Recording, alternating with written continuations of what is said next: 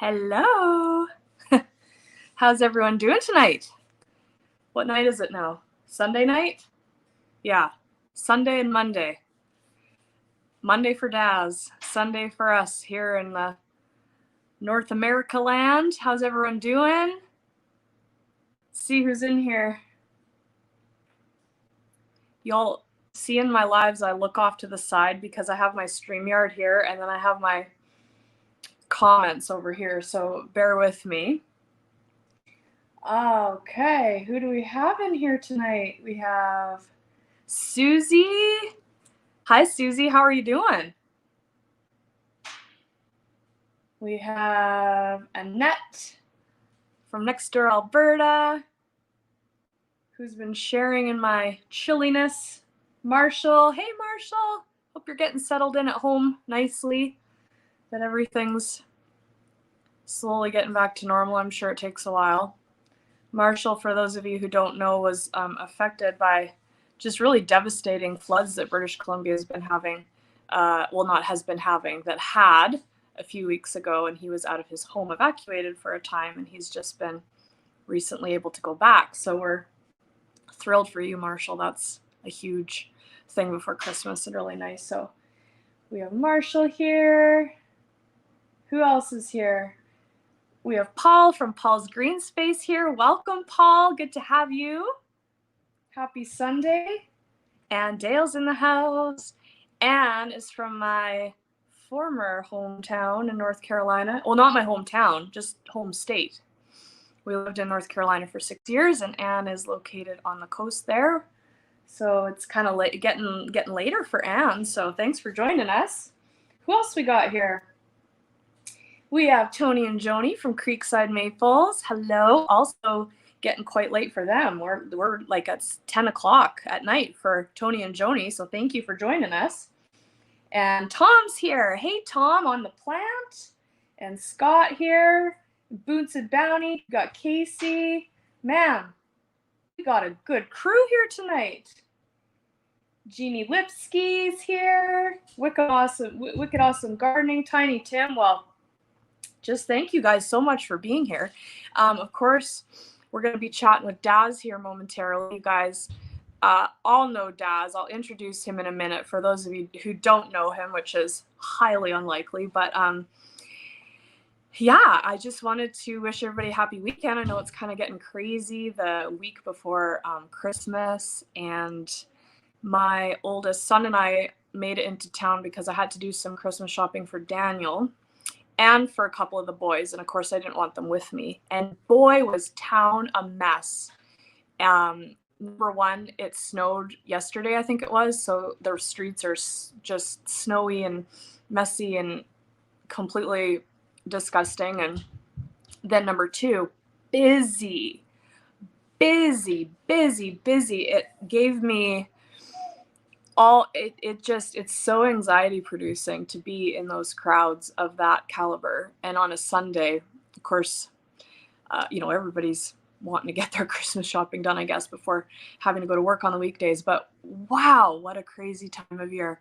Are you guys all ready for Christmas? For those of you who are celebrating, I'm sure that we have some folks that are not. And we hope that you're doing well and that you're staying afloat during this busy season.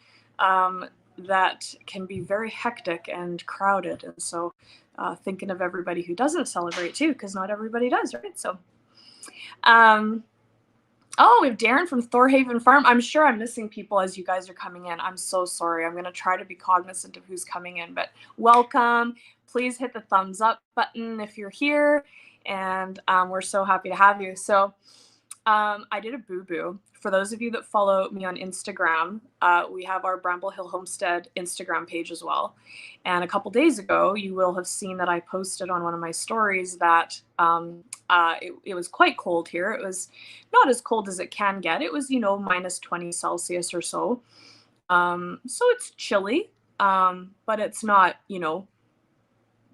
record breaking or anything like that. But I wanted the cows to have a warm place to go if they chose. Normally they're just out on the field or they nestle in behind trees and they just like to be outside, and they're fine.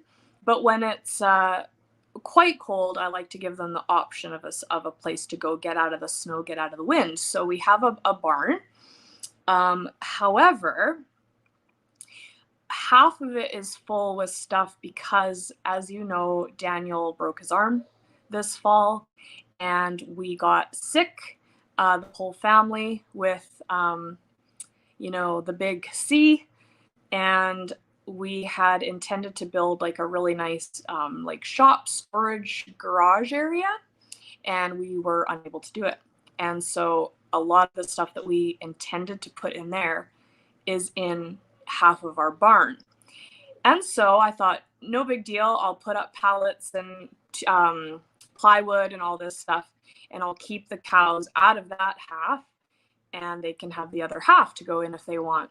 So my oldest son and I, as I just said, were shopping in town today, and Daniel calls me and he says, well, that was a disaster that you opened up that half of the barn. And come to find out, they got in to the other side of the barn, and I haven't gone down there to see it yet, but they ate all their oats, which there was a huge thing of oats. So I'm really worried about bloat for them tonight. Huge problem if cows are not used to having that much grain, or any ruminant animal not used to having that much grain, and they eat it. They can get scours, they can die, they can get really bad acidosis. And so I'm gonna have to watch them tonight with some baking soda perhaps. But for any of you with cows that know, this is like kind of a really big deal. So I'm gonna have to check them throughout the night.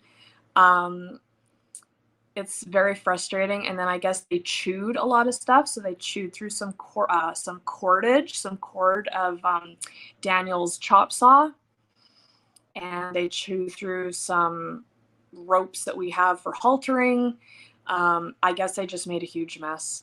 And I've seen the mess. I went down there to check on them. I've seen the mess, but I haven't seen like because it was getting dark, and we don't have I have a light in there, but it's not hooked up right now, so I have to wait till the light of day to go see it. But I guess they got into an absolute mess. So number one, I have a huge mess to clean up in my barn tomorrow. Number two, I'm really worried about the cows. I'm really worried that they're going to have a problem with acidosis tonight. So yeah, it's been an interesting day on the farm.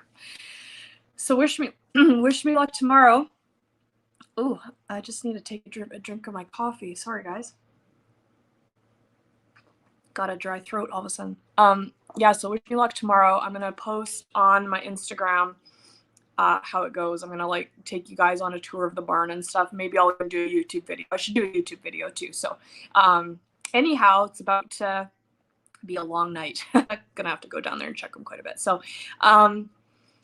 without further ado, I want to get to the point of this live, which is to chat to Daz. So I think all of us know Daz and are really good friends with him. But for those of you that don't know, Daz is such a talented guy. He is incredible with food, and his chef skills are just amazing. I'm sure a lot of us follow him on our YouTube channels. We know that he puts out some killer recipes. My kids love a lot of the recipes that Daz puts out. And also, he is an incredible photographer. He has a whole bunch of skills. You know, his channel name is My Aussie Garden and Kitchen. So as you can imagine, he has a whole bunch of skills. And I'm going to bring him up now. He's waiting in the back. Uh-oh, I pressed the wrong button. There we go. Bringing Daz up. Hello. Oh, are you muted? No, I'm just messing with you. Oh, you got me. And he's a trickster. I'm sorry. And he's a trickster. Couldn't so help he'll myself. keep you on your toes. G'day, everybody. Well, hello, my friend. Hi. I gotta turn up my volume so I can hear you. There we go. All right. So tell everybody where you're at, where you're located, for those of you that don't know. Well, I don't know. I might have a little bit of an accent to some people out there. I don't know. You might be able to pick it up. But yeah, I'm from the land down under. So yeah, I'm in Victoria, Australia, a state in southeastern Australia, and I'm at the north of the state. So I'm in the warmer area. We sort of start to get the orange sand out here, like the outback looking dirt and sand out here. Okay. Um, yeah, and it's summer here for us. So no white Christmas for us. We'll be No. yeah, it'll be nice and warm. Well, actually, I won't say nice. It probably won't be nice. It'll be Too hot. Yeah, you were yeah. saying it was going to hit like 40 Celsius or something. It's looking that way. I need to get an update, but yeah, we are looking at I guess probably high 90s for the people that use Fahrenheit. Mm-hmm. Possibly the hundreds. Yeah. Mm-hmm. That's a toasty Christmas. It is, but that's Australia for you. That's Yeah. the way we know it, as opposed to, the people overseas that have snow and have their white. Just normal cold for you Christmas. guys. Yeah. So I want to take it way back. So I love when I do these get to know our friends, I like to take it a little bit deeper, maybe chat about stuff that people don't necessarily know, because a lot of us are familiar with each other on these channels and we kind of know the basics. We may or may not know a spouse's name, or we may or may not know where somebody lives, that kind of thing. I have been seeking, for those of you who have been following me with these lives that I've been doing, just to kind of like get to know you a little bit more. And of course, that starts kind of at the beginning of, like, obviously you were born. So tell us a little bit about the early years, where you were born, what kind of early childhood looked like for you. It was interesting. Like most people, I was born. That happened. Fancy and that. Yeah. And then my parents lived in, for anyone that knows it, Bendigo in Victoria, which is very well known as Australia's gold rush was very much around that region. But anyway, after about a year, I was getting pretty sick. Over here, we use the word crook. I haven't heard that one before. I learned something tonight. Oh, there you go. Yeah. So, it's not too uncommon to hear people say, oh, the poor guy was crook and didn't go to work yesterday or whatever. Didn't mean he robbed the bank. He was sick. So, So anyway, after about a year, I was getting ill. Apparently, it was to do with the cold and stuff like that. So my parents sold up their house, bought a caravan, which I believe people overseas call a trailer, and a four-wheel drive. I believe you guys call it a truck. For us, a truck is like a semi. So I'm trying to be careful. Yeah, I'm trying to you just speak. We'll figure it out. I'll sound like I'm from another planet if I get too sort of local talk. But yeah, and so what they decided to do was sell up their house and travel. So I have my memory at the moment is not the best, but I have vivid, quite good memories of traveling around Australia, which is incredible. Embedded in my mind, I've got there's a road that goes from virtually almost one side of Australia to the other called the Nullarbor. It's the Nullarbor Plain. It's a great big desert area that stretches for hundreds of kilometers, and I have very vivid memories of being in the back of the car and looking out and seeing sunrises and sunsets and orange sand and incredible. So we traveled around and lived in caravan parks. I guess people would say trailer parks. Overseas. And it was really good memories. I did what was called correspondence schooling for a lot of that, which is I guess like homeschooling, where because we were traveling, my mother would do all the schoolwork with me, and then I can actually remember, even though I was very young, remember seeing yellow what are they called, manila envelopes. I think that's what we call them over here anyway. And that's what I'm familiar with too. Okay. And sending off envelopes and receiving them with schoolwork. And occasionally they would settle in one place for a while, and I'd go to a local school.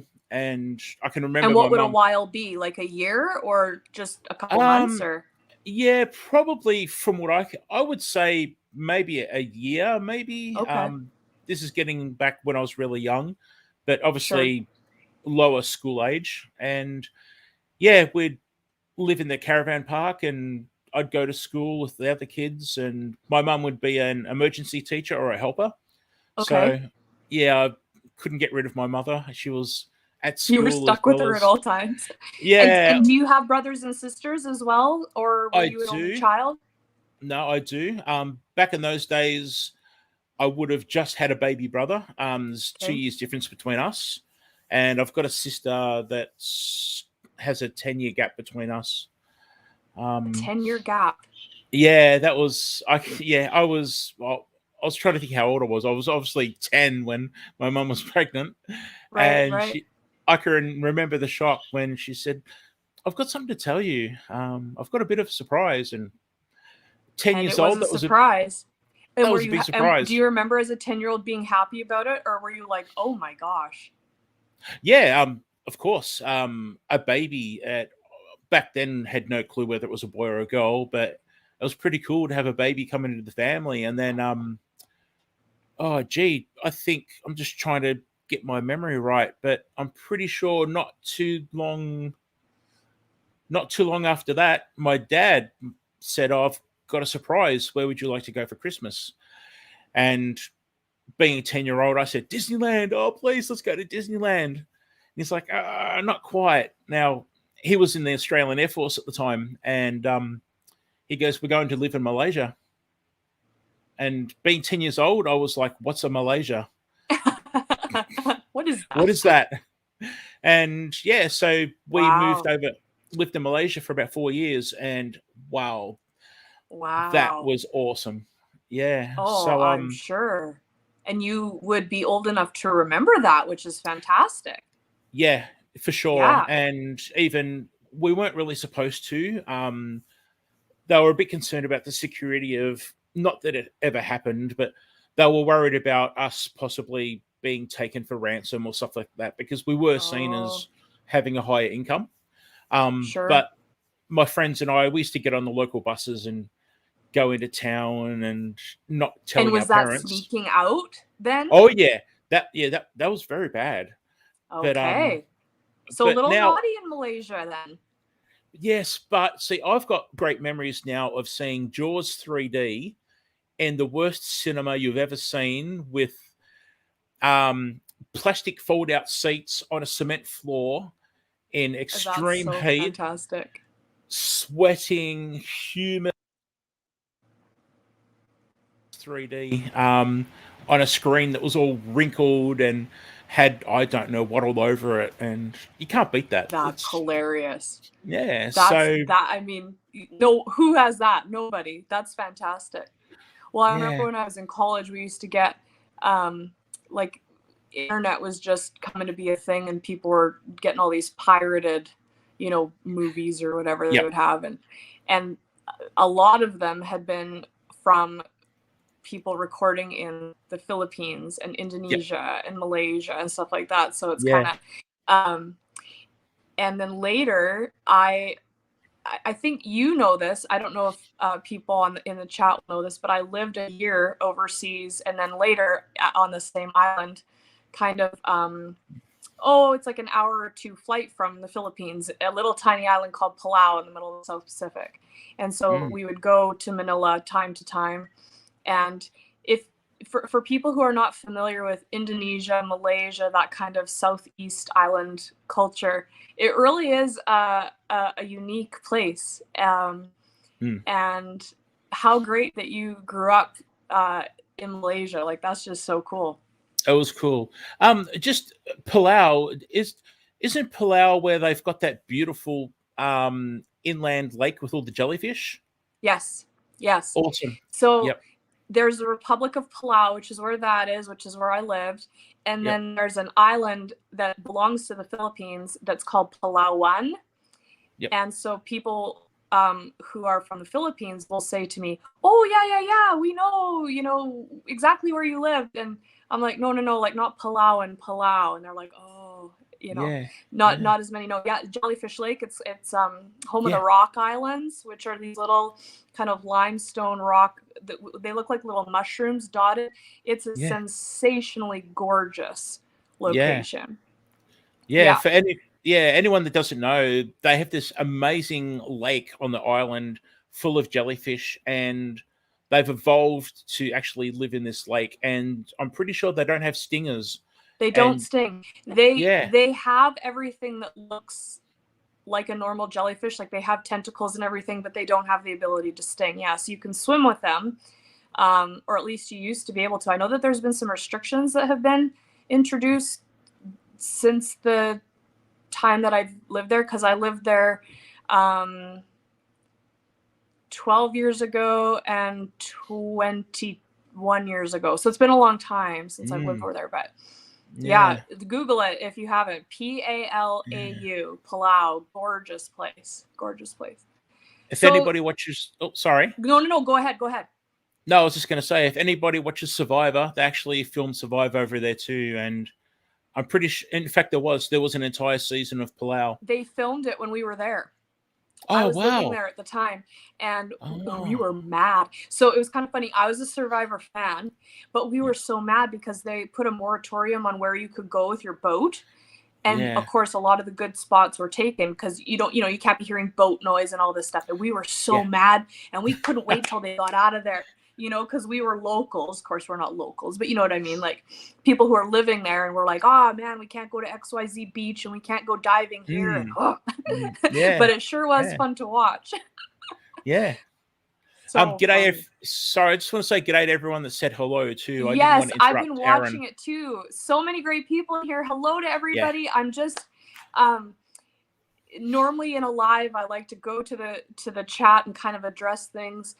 With this being more of an interview format, it kind of won't be as engaging until later on, but we're so glad you're here and we're watching. And if there's anything that you'd like to ask Daz, definitely we'll have a chance to ask kind of later on, but just kind of want this to be like as free flowing and uninterrupted as possible, so it can be, okay. So you were in Malaysia then until what, like 14, 15 years old, something like that?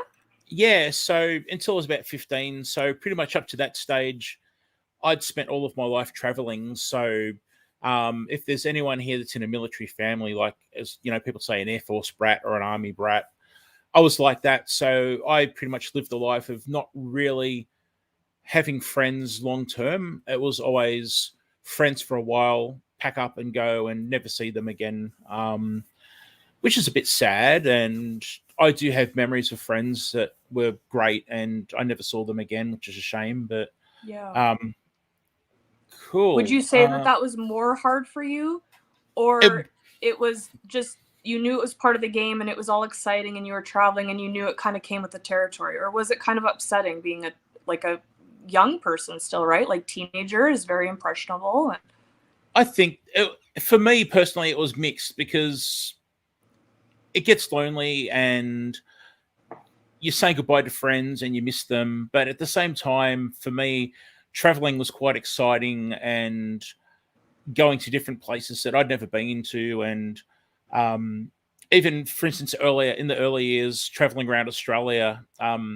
Australia is an amazing country with some incredible scenery. And luckily for me, I've got things embedded in my mind of just, I've got this great memory of, I was really young, but my parents would every now and then hook up with friends that also had a caravan / trailer, and they would travel together for a while. And I've got this fantastic memory of being around a campfire in the desert, big sand dunes, and the Indigenous Australians, they would collect shellfish and stuff like that from the beach and that sort of thing.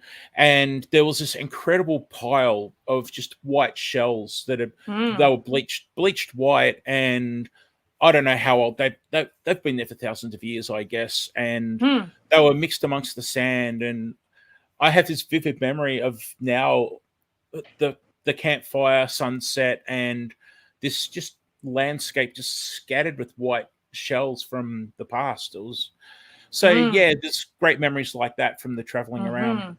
And what have they done with those shells then? Like, what have they used them for, calcium, or like what, or carving, or what like Well, weapon, arrows? What would they do with them? I would assume they ate the shellfish to start with.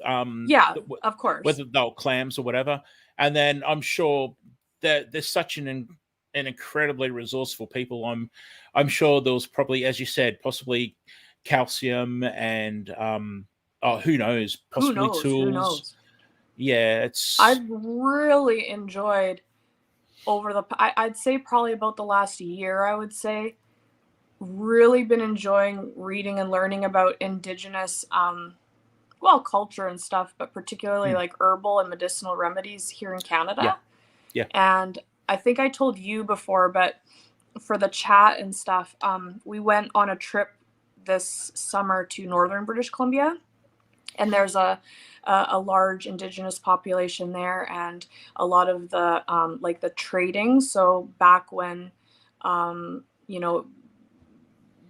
things were being settled and stuff, and there was a fur trade, and there were different posts that were located in various places. And so we got to visit one of these former trading posts between the Caucasian settlers and then the indigenous people who were living there. And they ran this particular post together. And so there was a store and a school and kind of all these different things. Anyway, I met so the of course it's a tourist site now, but it's run by the indigenous group locally there. And so I met this really neat lady in one of the I guess she was in the one where they would like tan all the hides and stuff, and they would have all the hides, and she was so good with the kids, and she was saying like, this is a weasel pelt, and you would come in and it would take like 3 weasel pelts, and you could uptrade to a rabbit fur, and then it took X amount of rabbit furs to get a mink pelt, and it was just really neat to hear. Wow, and she started talking about beaver castor, and they had beaver, I guess, testicles hanging there, and she was talking about how they would use them, and they boil down to make this concoction that was really good for pain. And I have a bad back. I've herniated a few discs over the years of my medical career. And I was suffering from back pain because we had been driving a lot, because it's long spaces in northern British Columbia where there's like, you have to travel to get to the next point. It's not just like city. It's very expansive and vast. So I was having back pain, and I think Daniel said some smart comment like, oh, you need to, get her to make a potion, like a not a potion, a tea for you, because this was from a tea.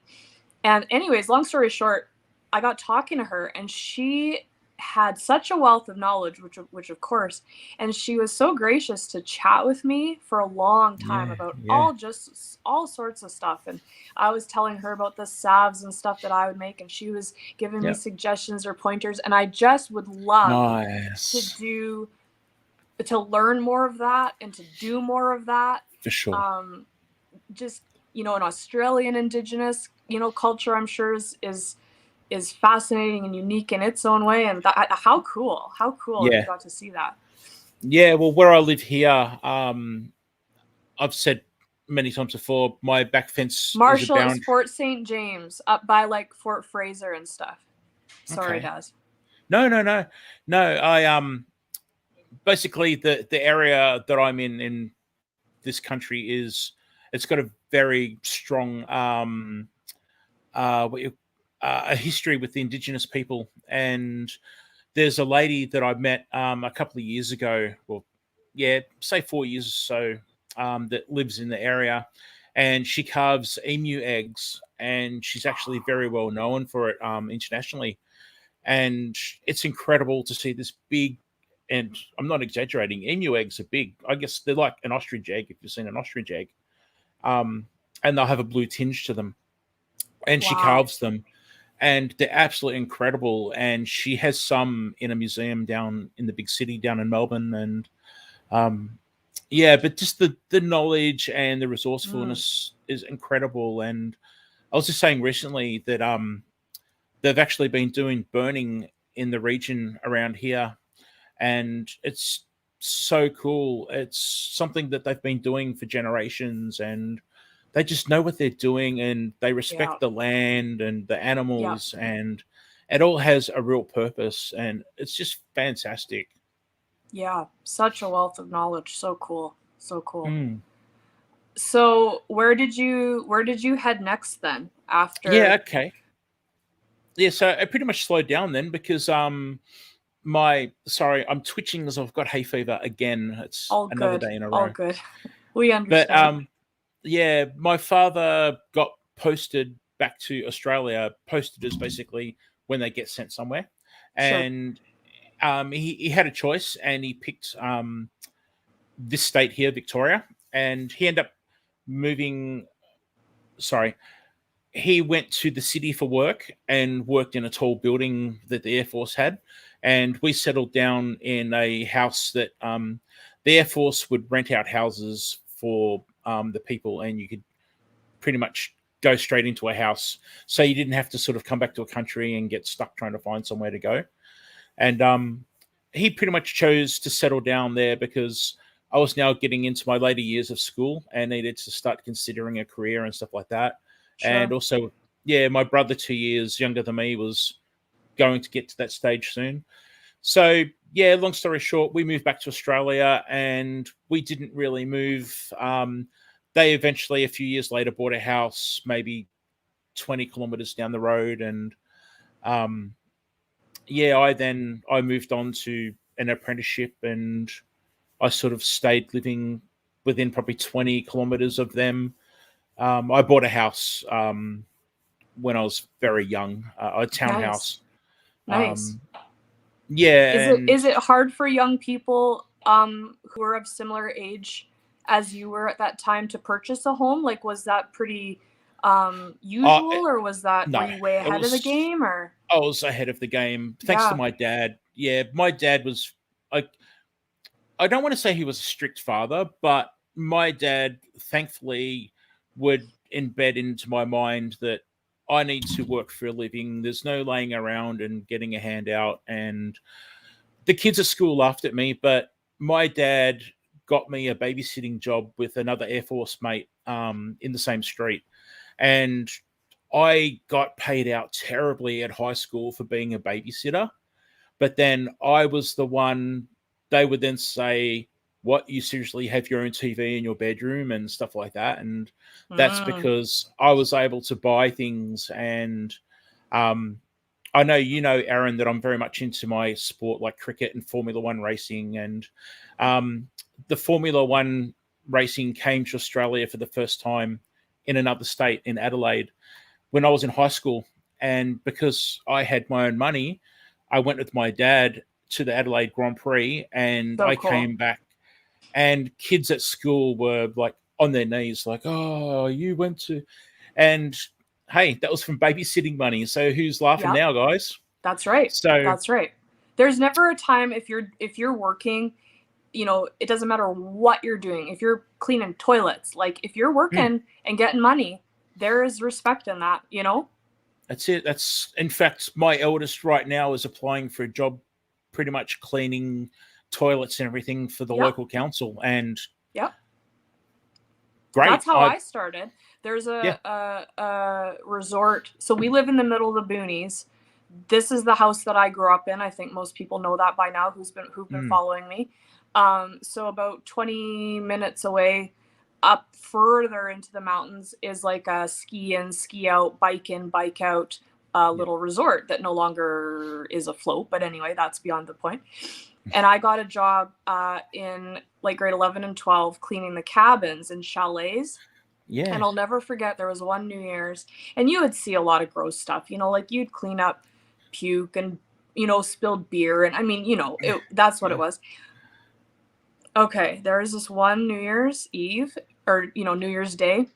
Oh There was no. this one cabin, and I kid you not, you guys, I kid you not, it was covered. It was something else. It was covered in like a layer of everything: feces, urine, Oh vomit, man.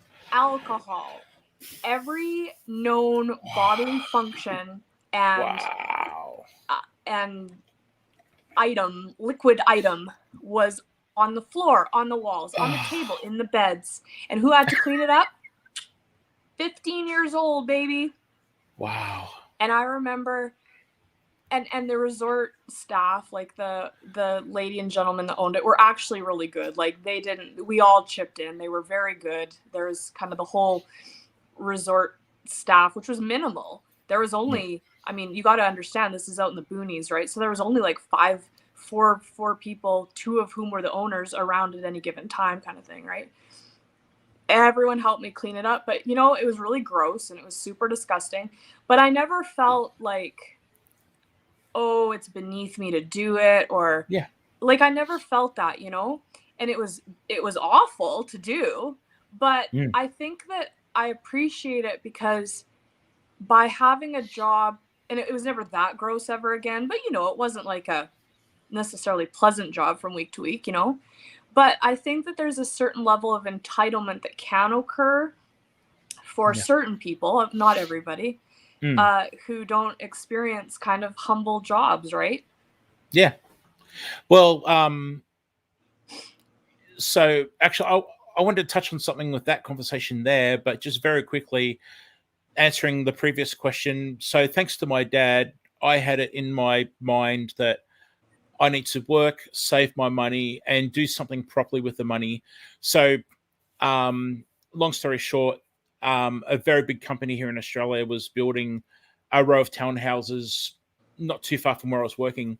So at a very young age, I jumped in and I got a lot of negativity from the salesperson and stuff like that because it was like, oh, so you're getting money from mummy and daddy and stuff like that, and they Oh, didn't take me. Well, because look, back in the day, I was young. I was into my heavy metal. I had long hair. I had earrings. I probably had a shirt with some sort of demon or something on it. So if some guy walked into my display home and said, I've got this X amount of cash deposit to buy a house right now, I would have said, yeah, no worries. Sure you do. right, Next. So, right. yeah. So, yeah, long story short, thanks to my father, I was able to jump in early and then eventually sell that house with my wife and move to the next one, and then sell that and move to the next one. So that So you sort were of already helped us. married by then? No, so Oh, I was only but no, when I you sold it, was you were already married. yes, yeah. Yeah. So I would have been probably 17, or maybe I just turned 18. I think legally I had to be 18 to actually buy the real estate. Yeah. Good for When I you. had that apprenticeship, so yeah. And what was the But apprenticeship in then? being a chef, Being so a chef. So that's um, where it started. That was the first apprenticeship that you had then. yeah, I was always going to. I think because when I lived in Malaysia, I think it was already in my head. Even as a young child, I would always cook with my mum and help her out and stuff like that. And then going to Malaysia, and that is just a hit in the face of culture. And Yes. we obviously, because we could, ate out a lot. We ate out a lot in open air places because of the humidity and stuff. Right. So, of course, that got me interested even more into food and wanting to make it myself and taking notice of how things were done. And yeah, so obviously And what when a I was old enough, fantastic place to get inspiration too. Like, I mean, yeah, I haven't been to Malaysia. Daniel and I mm, spent a short little bit in Thailand, and just yep, the spices and the flavors and stuff. Like, what a unique opportunity. I was going to ask yeah, you how you got your love of cooking. So this is fantastic. So you always helped out, as mm, during your caravan years, you spent time in Malaysia. You really got like, this is what I want to look deeper at. yeah. And that time in Malaysia definitely influenced me because to this day I have a curry tree that grows outside Do you the window really? here. I don't think I knew that. Or Okay, I yeah. forgot. In some of my recipes, I use curry leaves and I Yeah, pick you them from do. the tree. Yeah. Yeah, Okay. Okay. so a curry tree doesn't actually make curry powder. It's a bit of a misconception that curry powder that you get, say, in a container, Yes. Like money is grows from. on trees too, Daz, by the way. Oh, By the I curry wish. tree. By the I curry tree. wish. They Oh grow man, side by side. please send me some seeds, please. But no, I'll get you some in the spring. oh, thanks. But yeah, curry powder is a blend of, say, turmeric that gives the yellow color, and then obviously chilies or hot peppers, as people say overseas. Usually cumin, coriander, possibly something like fenugreek or something like that thrown in. Whereas a curry tree is little little leaves. It has lots of little leaves, and if you were to scrunch it up and smell it, it's got a bit of a pungent. I don't know how to explain it. An Asian smell and flavor.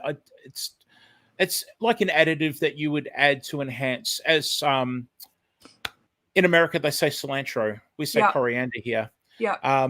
If you were to make a Thai curry with the coriander Yeah. gives that really distinct smell and Yeah. color and flavor. That's what a curry leaf does. A curry leaf's like that with its own distinct smell and flavor and stuff like that. Or So like a bay leaf, you use it to yes, there you go. flavor and yeah. Okay. Great example. Yeah, thanks. Yeah, like using a bay leaf. Yeah. Yeah. So yeah, I probably make curry, either a curry or a stir fry, something Asian at least once a week. So you And it would has say that has that to be hot. has really continued to Yeah, influence your cooking. absolutely. Even my parents live 3 to 4 hours away, and I don't see them much, but I know for a fact that they probably make curry maybe once a fortnight or so. Yep. Um, Yep. yeah, I and mean, I suppose you again, would if you're, immersed in, you know, I still I never really ate rice and fish yep. until after my time in the South Pacific. Okay. And now, it's not uncommon for me and Daniel to have some rice with some fish on top and whatever else we do. And I mean, I know Yeah. many cultures do that, but I'm just saying I didn't usually Yeah. eat like that until Yeah. I spent time over there, right? Yeah. Well, my mum and dad are Australian born, and our ancestry goes back through Australia's history. So there's no Asian influence or culture in our family history. It was purely this time in Malaysia that obviously influenced my folks and me in particular. As to Right. here at home, I would say we would probably have a meal, whether it's a stir fry or I'll make a mold curry for the family, at least twice, maybe 3 days a week. It'll be a meal with rice, and that's just how we roll Just now. how it And is. Yeah. yeah, Yeah. So yeah. you decided that you wanted to do an apprenticeship. Are there many available in your area? How did you decide which one to do? Was it hard to get in? What was that process like? Okay, well, in Australia, our high school finishes at year 12. Mm-hmm. So at the end of year 11, again, my father was very much, I need to be looking at part-time jobs and a career and stuff like And that. you were back in Australia by this time. And yep, so we'd Yeah. moved back to Australia, and we were actually in the house the Air Force provided at the time. And I was just finishing year 11. Now, the Australian school year, I should mention, is pretty much late January or the start of February until 2 weeks before Christmas. So we pretty much have a calendar year, January to December type thing for school. Okay. So towards the end of my school year in year 11, there was two apprenticeships, one for an airline and one for the Ford Motor Company. I didn't realize, but they had a massive kitchen where they would have corporate events and obviously also cook for the workers and stuff like that. Okay. Yeah, so, and to answer your question, apprenticeships were more common back in those days. This is going back to about 1986, whereas moving on to university in Australia is now pretty much just a normal thing. It's a natural progression for kids these days to go to higher education. But Almost an for expectation. Yeah, but for me back in those days, it was more you go out and get a trade or you go and find a job somewhere. Right. So, long story short, I applied and was accepted into two apprenticeships. One with a major airline. We only had two major airlines in Australia back in those days, believe it or not. And one was with the Ford Motor Company, and I had to make a choice. Mm, And I decided to go for the airline because of the option to travel, having the sure. traveling lifestyle before. Yeah. Um, so I joined the airline as an apprentice chef, and I can remember all the jokes from people about airline food, and I used to think the same thing. But Yeah. I have to tell you, I was absolutely blown away at just how strict the hygiene was. The regime that we went through to prepare meals, we had logbooks and thermometers and machinery, and when you think about it, you can't be giving hundreds or thousands of people food poisoning. Oh yeah, I'm sure it would have to be like crazy strict. It was crazy. Oh man, it was painful sometimes, but that's how it was. And then Yeah. because we were only one of two airlines in Australia, we had people climbing over themselves to supply us with the best produce that they could provide and the Oh, best okay. price. Yeah. So I eventually I went through the levels as an apprentice of 4 years, Okay. qualified, and then once I qualified as one of the chefs there, I then progressed through to what's called, I guess back then they called it just a specialty chef, Okay. and I would look after um, pretty much royalty, famous people, sports people, people with special diets, you name it. Yeah. So yeah, it was pretty cool. I mean, I got to cook for the Red Hot Chili Peppers and all sorts of people. It was amazing. It was How cool. Yeah. And when so presumably the meals that they would eat then on the flights, yes? Yep. So what happened was we were an airline ourselves, but then we had contracts with international airlines. United Airlines. I'm trying to think who else back in the day. But anyway, international airlines obviously can't afford to build a kitchen and have a kitchen in cities around the places around the world. Right. So we would have a section of our kitchen where people like myself would look after them and their special clientele. And being first class and paying tens of thousands of dollars to fly, Right. but they got some pretty special food, and it was awesome being able to make those things. And And so what would be the like okay, talk us through, you have Madonna, getting on a flight, you're the chef. What's the timeline? What okay, is like how much advance time do you need?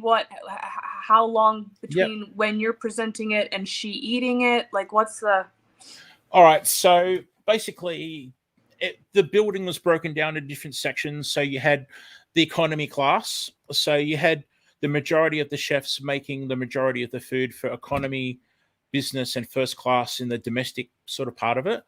And we had a computer in an office in the middle of the kitchen where the chefs in charge would constantly see the numbers of people that were booked for the days ahead. And we had a rotating menu so people okay. didn't get bored with it. Was maybe a 6 week menu that would maybe change after the sixth week.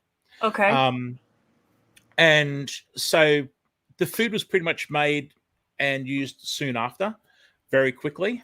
And then in regards to the international people, some of the airlines had what was called a sky chef. And Mm. what would Mhm. happen is a very lucky chef, I've heard of this actually. Yeah. yes, a very lucky chef would get to sit in first class.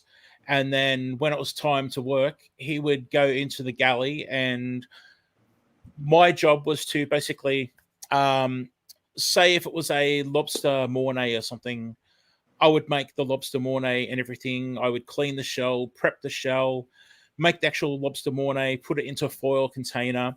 have all the garnishes ready. Maybe the lemon, I wouldn't slice the lemon. He could do that himself freshly on the plane, but Right. I'd make sure all of that was ready for him. I might maybe, I don't know if there's noodles, maybe I pre-cook noodles, or if there was steak, I would flash fry it on the char grill and cook it rare.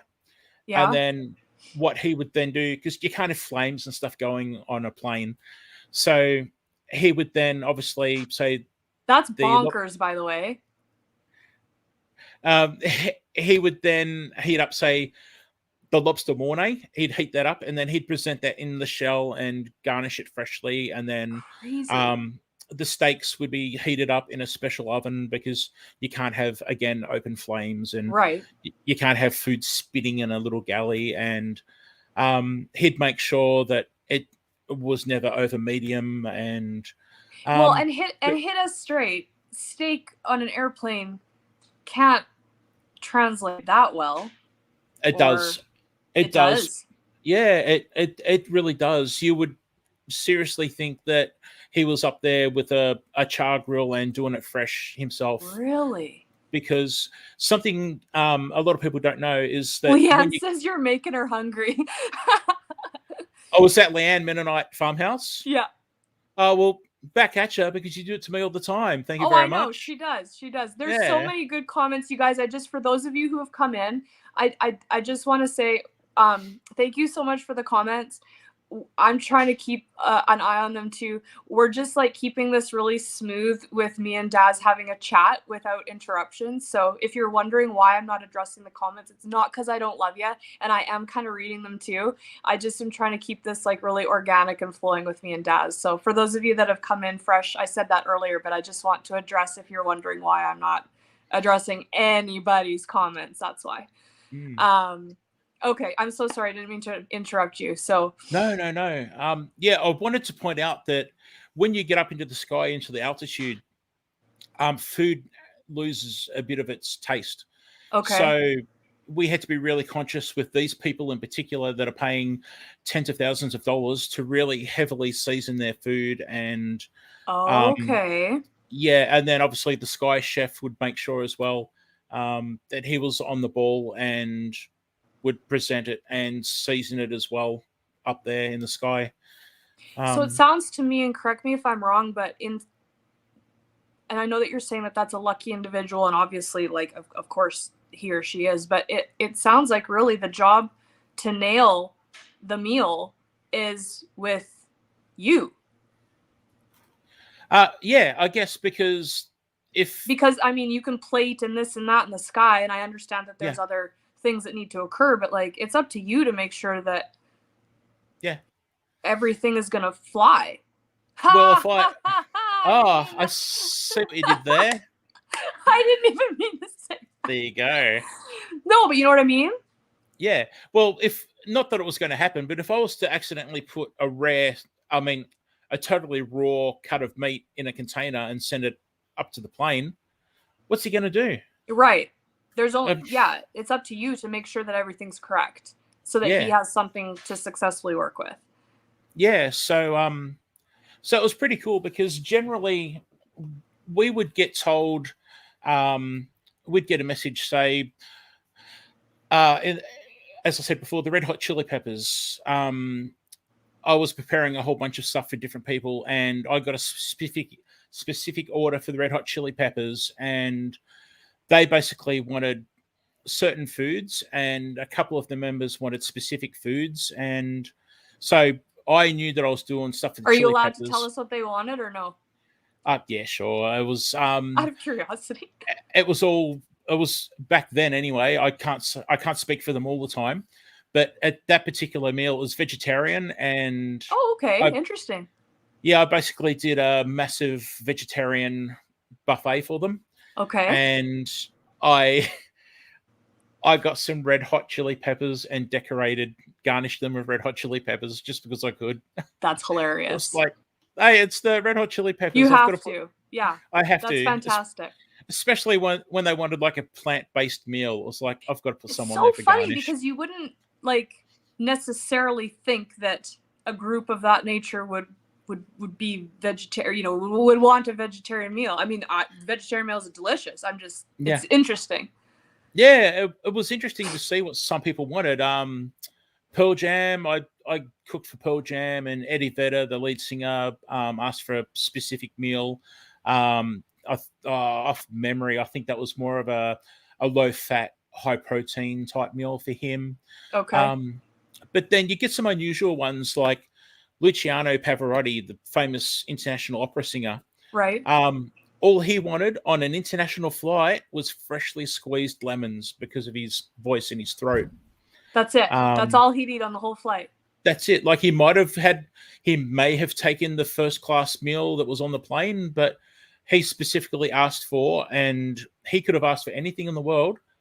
Sure. He could have asked for the best lobster meal that money could buy or whatever, but he just wanted freshly squeezed lemons. So how many lemons did he go through? Do you know how many lemons would be sent up for him?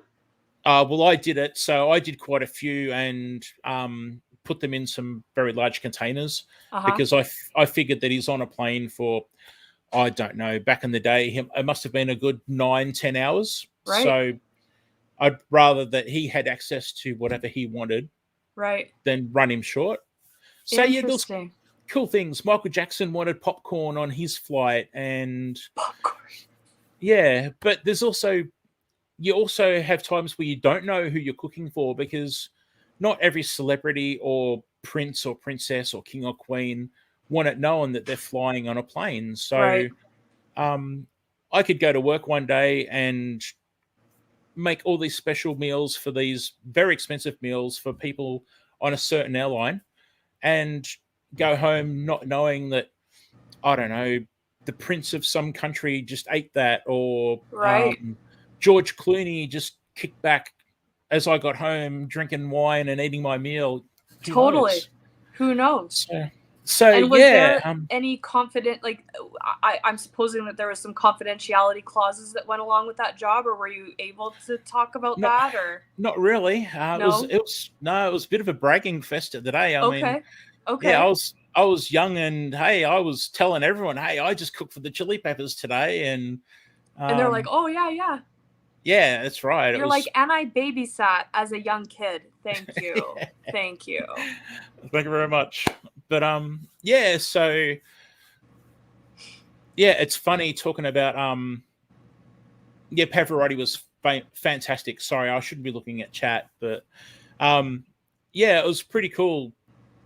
You have this whole thing about airline food and everything like that, and I've seen people pull faces when they say about, oh, you cooked at an airline, I thought you were a real chef. But people you have no idea. But they had no idea what they were talking about. Yeah, like like, I'm not knocking restaurants and hotels that do quality food, but we're talking about, like, in my case, in my section anyway, we're talking about the elites, like people that $30, $40, $50, $60,000 for a seat on an airplane for 10 hours. That's nothing to them. Yeah. And they Can you imagine even, like, the amount of money is just, ugh. Yeah. And they're not going to do with a Vegemite sandwich and a can of Diet Coke, you know? So unless they get challenged on YouTube by Daz, then maybe, there you go. Maybe. But if there's any super famous rich people out there, I've got a video on that. Go check out my channel. Go check out Daz's Vegemite video. Yeah, George Clooney, if you're watching, go check it out, If you're watching, George, and you liked his first meal, you'll like the Vegemite. That's it. So for the rest of us peons that are flying coach, how is our food? Yeah, great. Prepared? Yeah, everything was fresh, and so essentially we'd have a rotating roster where all the chefs would work around, rotate different sections in the kitchen, and then the specialty chefs, like myself, would go off to the special section for ourselves. But say, for instance, with coach meals, maybe lunch was, I'm just trying to think of something, say spaghetti bolognese. So what would happen is the day before we would get a delivery of ground beef, or mince, as we say in Australia. And then the sauce chef that makes all the sauces, that chef would then, in a great big pan, make the bolognese sauce, and that gets put into, as soon as it's made, it gets put into massive containers. But you need 2 people to pick them up, and then they go to a flash freezer, and you would wheel them into a flash freezer, and that thing was super cold, and that would rapidly chill everything straight away, to keep the freshness, to get rid of any chances of bacteria. That gets super chilled immediately. That gets stored in the fridge overnight, and then he would then go make the pasta. I see your comment, Jesus loving homesteader. I'll ask him. I'll ask him. Keep going. Okay, so yeah, very quickly, that chef would also make a big batch of pasta. Same thing. He'd strain it. He'd toss it in oil so it doesn't stick together. Flash freeze it to make sure it stays fresh and free of bacteria. Then the next morning, a crew of people would come in, and they have an enormous long bench, and they would line up all the individual people's, half a dozen people that would grab the sauce and put it on a big trolley, and they would go along and scoop the sauce out and put it into the container. And another person would come in, or maybe a few people come with the pasta. Maybe someone else would come with maybe, I don't know, maybe cheese or parsley or something. And then you had another person that would randomly take them and weigh them and make sure that every single person got a proper meal. So Erin, you didn't get a teaspoon of sauce and I got a tablespoon. I mean, they're bigger servings, but you know what I mean? So, and then with sandwiches, with snacks, a crew of people in another section of the kitchen, all they did was make fresh salads and sandwiches, and they would be made on the day. They go onto the flights that day. Anything left over goes, anything left over from sandwiches and salads, fruit salads, would go to staff meals. It doesn't get reused. Everything was super fresh. So if we're getting a sandwich on the plane, it was made that day. Yeah, absolutely. Yeah. And if we're getting sauce, a chef made that sauce. It wasn't like some mass-produced, manufactured, like like Prego or Ragu. No. A chef made that sauce. And even it went as far as the stock. If I'm going blank, but say we made a beef and vegetable stew, and it required beef stock. Right. We would get in beef bones, and we'd roast off beef bones and vegetables. And I never would have thought that. I never would have known that. Jesus loving homesteader wants to know, what was your pay? Let's get personal. If you feel comfortable. If you don't, it was good. Yeah, it was good. He's leaving it there. Just go back to where I said I bought a house. I didn't pay cash. Don't get me wrong. I had a mortgage, but I was able to buy a house when I was 18, and live independently. Again, I would go to department stores with my heavy metal hair and earrings and demon t-shirts and be followed by undercover security or whatever and stuff like that. And another apprentice and I, who looked like me with his long hair and everything, we used to always say, this guy here, he gets paid a quarter of what we get paid, and he's following us around, worried about us stealing and stuff. So you're like, if you only knew, honey. Like, no, like I don't need to steal from your store, thank you. But yeah, look, was it a problem how you looked for your industry, or did they care? Like, no, they were good about that. Yeah, again, they were strict. They didn't care how we looked. I could have purple hair for all they cared, because I wasn't being presented to the customers. But we did have to take the earrings out. Earrings had to come out. No necklaces, no rings other than a wedding band. Yeah. So again, hygiene was right up there. They were hairnets. We always wore hairnets. My hair was always in a ponytail. Didn't have the beard then, but if I did, some of the chefs had beards. They had beard covers. Right. Right. So it was pretty serious. Raising my babies to be airline chefs. Haha. That's right. It sounds super lucrative. So, yeah, look, and obviously because I progressed up to a higher level, being a specialty chef, looking after people. Right. I was paid that pay scale, and Right. then it was great, and I don't know how to say this. I was able to go to Vegas with quite a lot of money in my pocket, and that was the best thing in the world. To be able to do that was amazing. It was a dream, and Such a unfortunately, satisfying moment that you did that for yourself, and that yeah, that you had that money and you could go and enjoy. yeah. So working for an airline, we either paid nothing for flights, or we paid. Look, I flew to New York and back return for about $45, Wow. and I was in first class for part of that, because they have a system where if you're I would always wear a suit and shoes and a tie. Yeah. And if you're presented well, airline staff would be moved up to the better part of the plane if it was available. Obviously, Sure. they'd never kick customers. Sure. So yeah, look, it was So good. how long did you work in that industry? It was about 14 years, and then I did cooking on the side for cash.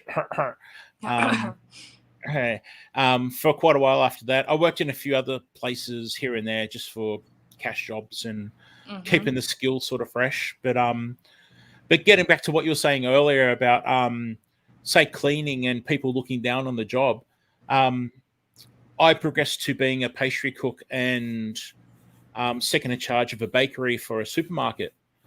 And eventually I then moved to working night filling shelves. And I had so many people say to me, "You put boxes on a shelf for a living? Are you for real? And you used to be a qualified chef and everything." But as you were saying, Aaron, earlier about the job and having respect and everything, I can tell you now that people that fill shelves are some of the hardest workers out there. Oh, no doubt. And for me personally, it was always a goal of trying to be the fastest, or doing night fill in a supermarket is incredibly challenging, and I enjoyed it. And I ended up becoming a manager and running my own crew and looking after a shop at a store at night and stuff like that. But and why did you make that transition? So you were kind of on the one side of cooking and doing chef work and stuff. What made night you shift. kind of want to, what put you in the position to do something different at that time? Night shift, totally night shift. When I was an apprentice, I did a lot of shift work, and we had chefs that would start at 4 a.m, and some chefs, one in particular, that would stay until around midnight, 1 a.m. And I really enjoyed late shift where I finished at 1 a.m. And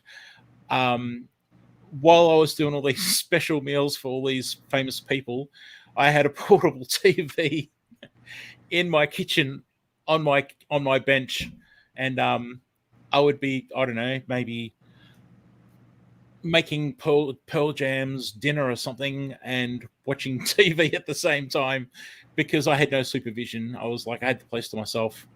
But so yeah, what I was getting at was you could swap shifts with other people, and a lot of the chefs didn't like particular shifts. So I got into this habit of always working late and staying up late. And then when I progressed to the supermarket, with the bakery, I was doing very early starts, but then a chance come where I could actually come in later at night and work overnight to prepare the store. And that just stuck with me. So when someone left the night filling job, I jumped at it. I wanted to get out of the bakery, and that's why so many people see me up late at night, my time, and during the morning in the US, Canada, because even now, after all these years, I can't break out of that being up overnight cycle. It's right. Yeah, the doctors say it's no good for you and blah, blah, blah. But the fact is that my body, my mind is wired to being awake at night, as like maybe say you might be to being awake, 9 a.m. till 8 p.m. Yeah. Well, it's interesting that you say that, because before Daniel and I moved here, the only thing I'd ever done was night shifts in the hospital. And when Daniel and I met, we were both working night shift. And so there was a good decade of that, decade plus, which, you know, was long enough to kind of, and I loved nights, and we worked strictly nights, and our group of friends worked strictly nights. And so we would, you know, we were living in like greater Los Angeles at the time, and quite a bit of stuff, you know, like they have 24-hour grocery stores and stuff like that. And I know that they do in many areas. They don't here where we live now. But anyway, that's beside the point. But so we would do our grocery shopping at 2 a.m. and there was no one there, and it was fantastic. And everything was restocked, and, you know, kind of that's when you did it. And you would, you know, go out to eat after you woke up, and you'd go out at like 10 p.m. before they closed at 11 or 12 or whatever, you know, like it was just, so,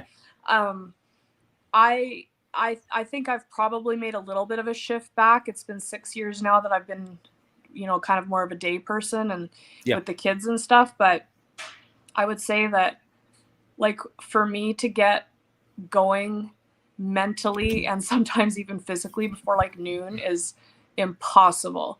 But to be up into the late hours is easier for me. Now, if I have somewhere to be in the morning or something a few days in a row, then it's harder. And but I can appreciate the night shift kind of. There's night shift people, and then there are not night shift people. And luckily for me, I could. Sorry, I wasn't crying, everybody. I've got hay fever.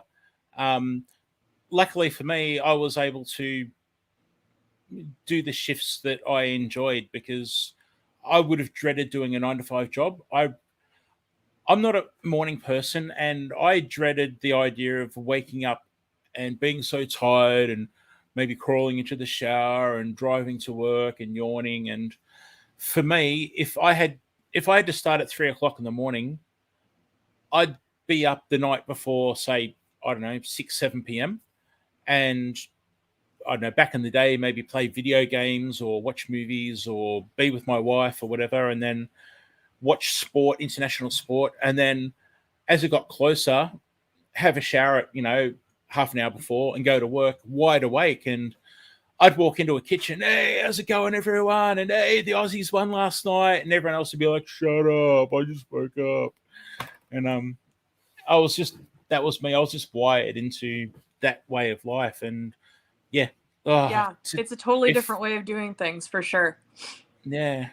So talk to us about life when you met Emma and how you got together. Oh, that was pretty cool. So back in the days of very early internet, you couldn't rent TV shows and movies on the internet. So back in those days, my wife and I would get friends. Excuse me, that was my phone. My wife and I didn't know each other at the time. We would have friends in the USA record the X-Files on VHS and mail over maybe 4 episodes at a time. Yeah. And then we have a different system to you guys in the US and Canada. So we actually had to have VHS players that were converted to play overseas VHS tapes. Okay. And so that's how we kept on up on like the X-Files and stuff like that in the early days, because you couldn't watch it on the internet. So what I'm getting at is I would go to an online forum that was based in America and talk about the latest episodes, or try and find out bits and pieces from people, or maybe just keep in contact with people that had maybe an X-Files special that they could send over on tape or whatever. And my wife was actually a part of that internet forum. And so we crossed paths all the time, but because we were both Aussies, especially back in those days, people were trying to hook up, and it was a bit creepy and cringy. And so we knew of each other and didn't actually talk for maybe, I think maybe a year. Okay. And then, sorry, I'm rambling, but basically... No, you're not. You're not. Okay, a big movie was coming out, Escape from LA. It was a sequel to Escape from New York. After like 20 years or whatever, they were redoing this sequel. And I was very excited, and my wife was a big fan, and so we started having the same conversation. And then when the movie came out, we both went to the forum to express, wow, how cool is this movie? That's how we got talking. And eventually, because I think I made a joke, hey, look, I work for an airline. It's like catching a bus. I could be up there in 2 hours if I really wanted to. And she's like, I dare you. And it's sort of, I went that way. And I should say she lived interstate, 2 states north. Bye, Tony and Joni. Bye, guys. Creekside Maples. So that's what I did. So that computer that I mentioned that was in the kitchen, I could go in and see what time flights were going up to Queensland. I could see how many people were on the flights. And just a side note, I could always guarantee myself a seat in first class because I would look at how many passengers were in the seats. Right. And so on my days off, we had a roster where you'd have sort of 5 days off and then work 7, have 2 days off, work 7, have 3 maybe. So I started doing even overnighters. There was sometimes where I'd swap a shift and finish at midday, jump on a plane at 1 o'clock because it was right at the airport. I'd fly up there, stay overnight, and then fly back the next day and go straight to work, have a shower at the showers at work, and do a night shift. So, because it was an airline. So that's how I met my wife. Oh, my lands. So, okay, then you have to, then I'm going to ask this. So you fly up there for the first time because she dared you? No, she dared me, but no, we talked. Oh. We talked quite a bit beforehand, and then eventually. I was like, because that's surely a story in and of itself. No, nothing that exciting. We definitely formed a friendship. We formed a friendship first, and it started to progress. I think phone calls and talking more on the phone and stuff like that. Yeah. And then, but the first trip up there was crazy. I flew up. I was so nervous. She was there with her mother. I had a bunch of flowers, and I was talking to the flight attendants on the plane about where I was going and what I was doing. So they went and nicked a bottle of champagne from first class and that's so gave me a bottle of champagne. And now, according to my wife and her mother, apparently I got off the plane and I was so nervous. I'm trying to. You guys say flashlight. We say torch. Okay. But my torch is my bunch of flowers. I pretty much got off the plane. Being first class, I was up the front. Just pushed it in the face, went, "They're yours. I need to go get my bag." that was my first in-person impression to my wife. So you were not smooth. No, I was so nervous. That's hilarious. Here, take them. Yeah, and then it got worse. They lived out in the country, so we're driving a couple of hours to get to their property, farmland. And unfortunately, there was a dog that had been hit by the car, and her mother pulled over to check if it was okay, and I got out and helped her, and it had passed. So I moved it off the road and put it to the side of the road, and I had stuff all over my hands. So then when we got to the property, it was the big meeting the father thing, and he comes out the door and is like, "Oh, you must be Darren." I'm like, "Yeah, g'day, mate. Nice to meet you." And he puts his hand out. You're covered in blood. Well, yeah, but he puts his hand out, and I sort of just said, "Yeah, g'day," and "Excuse me," and "Is the bathroom this way?" And went straight in, and I had to get this blood and gunk off my hands. Right. And I don't know what this guy was thinking. It was like, this guy's just come to see my daughter, and he's brushed me off and wanted to get in the front door as soon as possible. Hilarious. But so yeah, no doubt you've talked about this with him though, like later. Oh yeah. What did he say about it? Yeah, he wondered what was going on at the start, and then obviously, they must have said to him when I was in. I think I might have gone to the kitchen sink. Actually, I was so nervous and everything, and I think I washed all the blood in their kitchen sink. But that's so funny.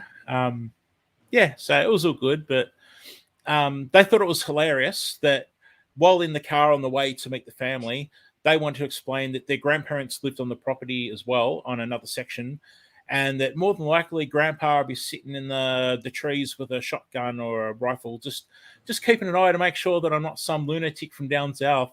And were they So, joking, or like Grandpa would really maybe be that- doing this? No, he was great, awesome guy. Because we joke about that too, like people who are in the South and stuff, like that's a joke in all the country songs too, right? Like, yeah, like the dad's sitting on a shotgun in the porch and stuff. Yeah. So Grandpa wasn't really like that though. Not at all. But they were joking to you. Totally a joke, but for me, first impressions, I totally. That reminds me of a funny story.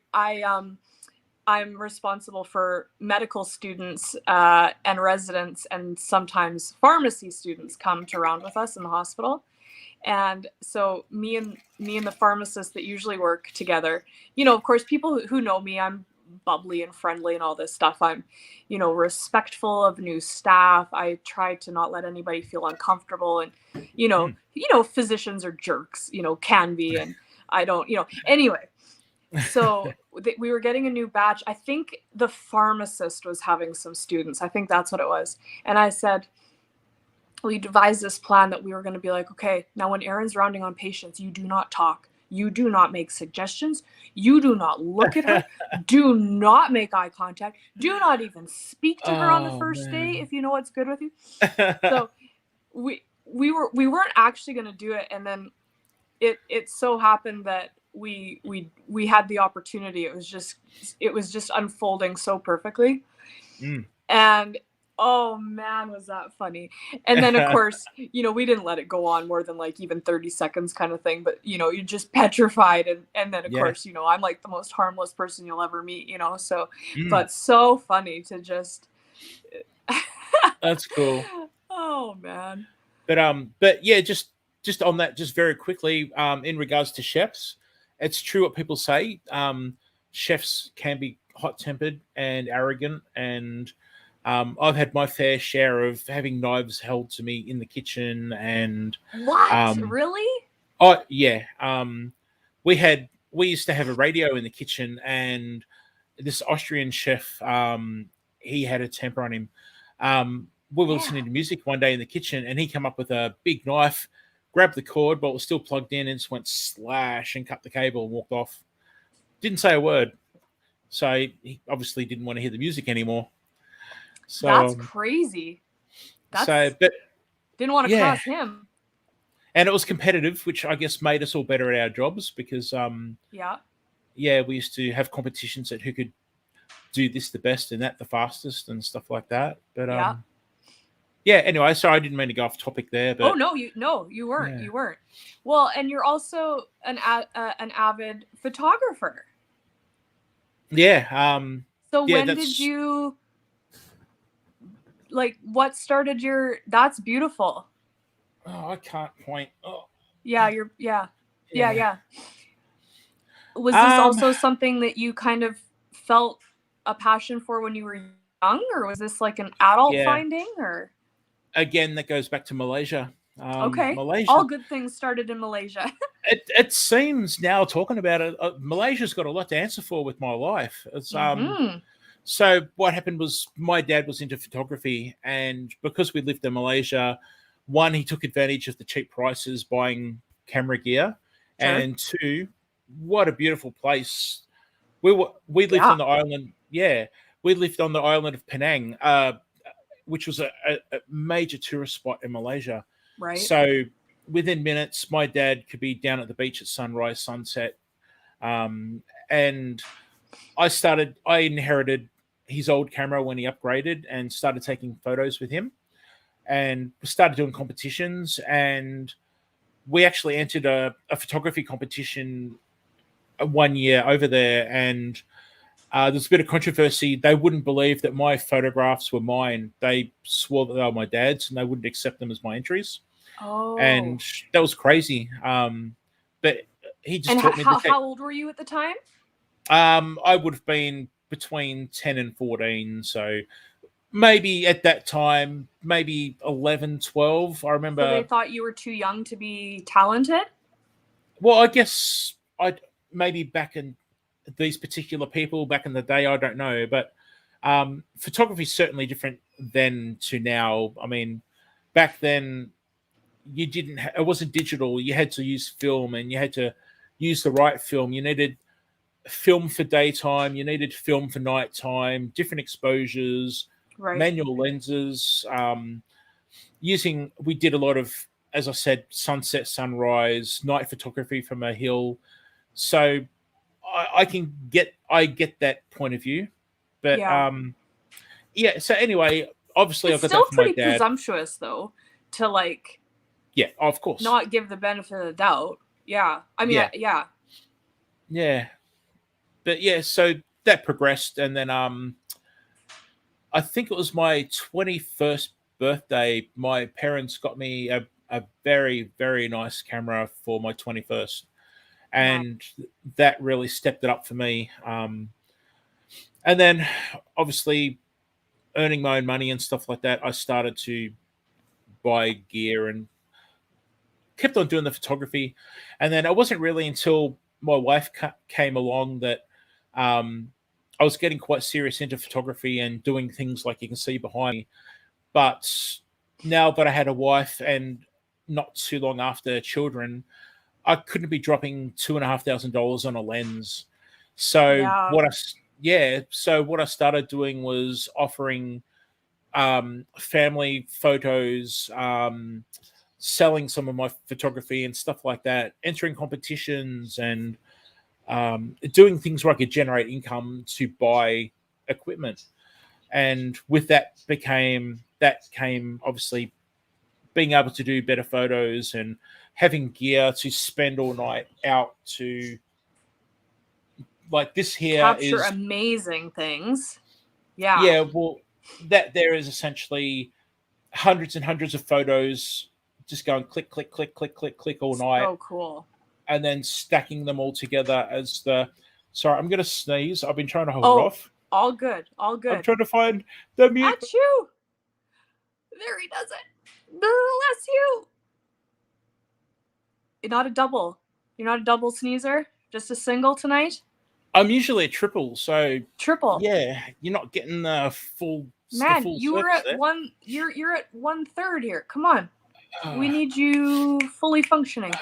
We need all three. The way I'm feeling at the moment, they'll probably come. Don't worry about that. So all good. Yeah, All good. So yeah, I went on to, and then as my skills got better and stuff like that, I started shooting weddings, and Yeah. man, I've never felt the pressure I have with, when you think about it, a wedding. A bride loves her wedding, the experience and the photos. If you mess them up, you can't ask them to do the wedding all over again. It's Right. just, now where I am with my current state of mind and everything, it's hard to imagine that I put myself through so much pressure and Yeah. enjoyed it. Yeah. I absolutely loved it. Yeah. How long so- did you do weddings for? I probably did weddings maybe for about 3 years. Okay. I aimed at the lower end of the scale. I wasn't a full production where I had assistants and stuff like that. Mhm. I went for, I guess, the budget crowd. Mhm. Well, I shouldn't say budget, but it was the budget conscious. I wasn't, Comparatively. Yeah. yeah, well, I wasn't charging thousands of dollars. I could definitely shoot a wedding for, I can't remember, but maybe under $800. Oh wow. Okay. Yeah, I'd try and keep it down as low. It was the experience too. I can't show them, but some of my best photographs are from weddings because I loved it. Just Yeah. having beautiful, beautiful ladies and just men that are very smartened up and tidy and shooting in gardens, in vineyards with vintage cars or sports cars. Yeah. Beside the beach, like you name it. It was just Sky's the I limit. loved Yeah. it. Yeah, great And you experience. would have done this on the side then, while you were Yeah. doing chef work. Yeah. Yeah, so again, I can't believe I did it because I was editing photos takes a long time, especially when you're doing wedding photography and stuff like that. Like, you don't just take a photo and then give it to somebody. You really do need to you need to look at noise and artifacts in the picture, adjust colors, contrast, and say with weddings, for instance, you might want to have a bit of a blur or something to the photo as well, and it takes a long time. So yeah, I was trying to juggle wife, children, work, and that, going out to these places on my days off or between shifts, and but I loved it. Going on. I've said before, I never left my house without a camera on my hip and a bag of camera gear for maybe 5 years, even going to work, because you just don't know what arises. And some of my best photos, again, are spur of the moment things where I've jumped out of the car or something's happened around me. And and I was quite lucky. I got a really good reputation. And for instance, there was a major fire, a terrible, terrible bushfire, where we were under threat for about 5 days and a lot of property was lost.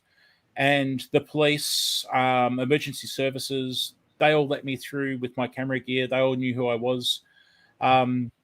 In fact, it went to the point where the fire brigade were about to go out, and they said, "Hey, Darren, do you want to come jump on the truck with us and go out and see what it's really like?" So I did, and my respect for firefighters went up immensely, because we drove into actual fire. I could not breathe. There was heat. There was little bits of ash flying around. Flames are like flickering like this at the open windows. These guys are joking about, Davo, did you see when he fell over before when he was trying to clear that stump? And I'm sitting in this fire truck with my camera gear, supposed to be taking photos, and I'm trying to breathe through my shirt, and these guys are like they're on a Sunday drive. And like no worries. Crazy. And what would you do with the footage that you had from these fires? Like, would you provide them to like news outlets, for example, or what was your, or just like what? No, things like personal tragedy, and I was very much into filming real life as well. So anything that was personal tragedy. Unfortunately, somebody lost a lot of their animals in their buildings, and I've got some really touching photos of a farmer with some of his animals that had not made it, and they're really awesome, touching photos. But that's personal. They were for him, if he wanted to keep them, and they're not to be shown or to be sold or and no, there was no business venture side of those particular endeavors. No, for me, definitely for me, it was the experience, and just being able to capture images.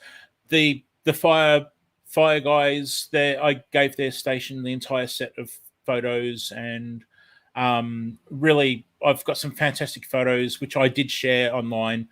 Of them at work, and really showing just the effort they go through and how close they are to things. And I was proud of that. That was really good to give these guys, because these are volunteer. In Australia, we have volunteer firefighting services in the country. That's how it's done here as well. Yeah. Oh, okay. Yeah. So these are just all like dads, uncles, grandfathers, brothers. They're not paid workers. These guys are getting a phone call or hearing a siren go off in town and drop everything, head out to the truck together, and pretty much get into some serious danger. Yeah. And it was great to, document this one particular time with them and give it to them to share with their family and friends. And totally. That's how it's done here too. They so we actually have a fire hall that's not too far from our house, actually, because we're quite far out of town. And exactly. It's just people, community members, and they respond to all the motor vehicle accidents. They are the first responders for anybody who has a medical emergency. So if you call 911 up here, the volunteer firefighters will be the first ones to come to you. And we have, as you know, we also have a huge forest fire problem in the summers over here. Excuse me. And we had, I don't know enough about it, but I know that there was a large group from our volunteer halls locally here that went and supported the firefighting effort. You know, kind of, well, all over. I mean, there was just fire everywhere, but we had a fire up here actually in 2017 that we were evacuated for, and we very well could have lost our house. It was, I think that they have determined it was a cigarette. I don't know if we ever actually heard, but of course, tinder dry conditions, late August, you know, after we've had our 30 and 40 degree heat, you know, and windy day. I'll never forget. I was at the hospital. Daniel was at home with the kids, and I was in the middle of a family meeting, which is to say that I had a very, very, very, very, very sick gentleman who I was sharing with him and his family that, you know, what they were looking at and prognosis and planning. And, you know, obviously you are not answering your phone or have it on during a meeting like that, you know, but I have to have it on because I'm on call, you know, so it's vibrating and I don't answer it. I don't look at it. I don't acknowledge it, but you can, you know, it's vibrating and I don't even look. I just in my pocket turn it off. Right. And then it's vibrating and it's vibrating and it's vibrating. And finally the wife, and she was so sweet. She's like, I think somebody's trying to get a hold of you. And I'm like, I am so sorry. Like, let's focus here. She's like, no, really, you should at least see. So I look and it's like text, like call Daniel, text. There's a fire. We can see the flames. We're getting out. Call. And I'm like, I am so very sorry, you know, and I'm going to have to take this call or something. So I go out and I didn't go back. One of my colleagues went and finished the meeting, and I left the hospital and I said to my colleague, you know, tell the surgeon, cause I'm covering the inpatient units and stuff. And then there's a surgeon on call, you know, who is in the operating room. And I'm like, you know, tell so-and-so that I'm gone. There's a fire, you know, and you come out. And so we live about 45 minutes from the hospital up in the mountains. And so I come out and you go out the door to where the car is and you can see, and it looks like an atomic bomb went off. There's there's a mushroom cloud of smoke, and you know that that's where your house is. And so like I'm on the phone with Daniel and he's like, cause I guess our neighbor, maybe, I can't recall the story now. I think the neighbor maybe came and told them that the house was on, or the forest was on fire. And so they initially, like, he got the kids and the dogs, but he couldn't locate the cats. So he had to leave. And then he came over the hill down to the highway and he could see the smoke, but he knew he had a little bit of time. So he turned around the 3-minute drive back up the gravel road and hooked up like our RV and told Jacob, my son, who was 6 at the time, to grab, like, he was like giving him clothes and giving him this and trying to look for the cats and stuff. And he said they were there not very long, like an additional 5 minutes. And when they came down the hill again, there were the flames coming down the hill. Because there's like, there's all sorts of like hills and valleys up in the mountains.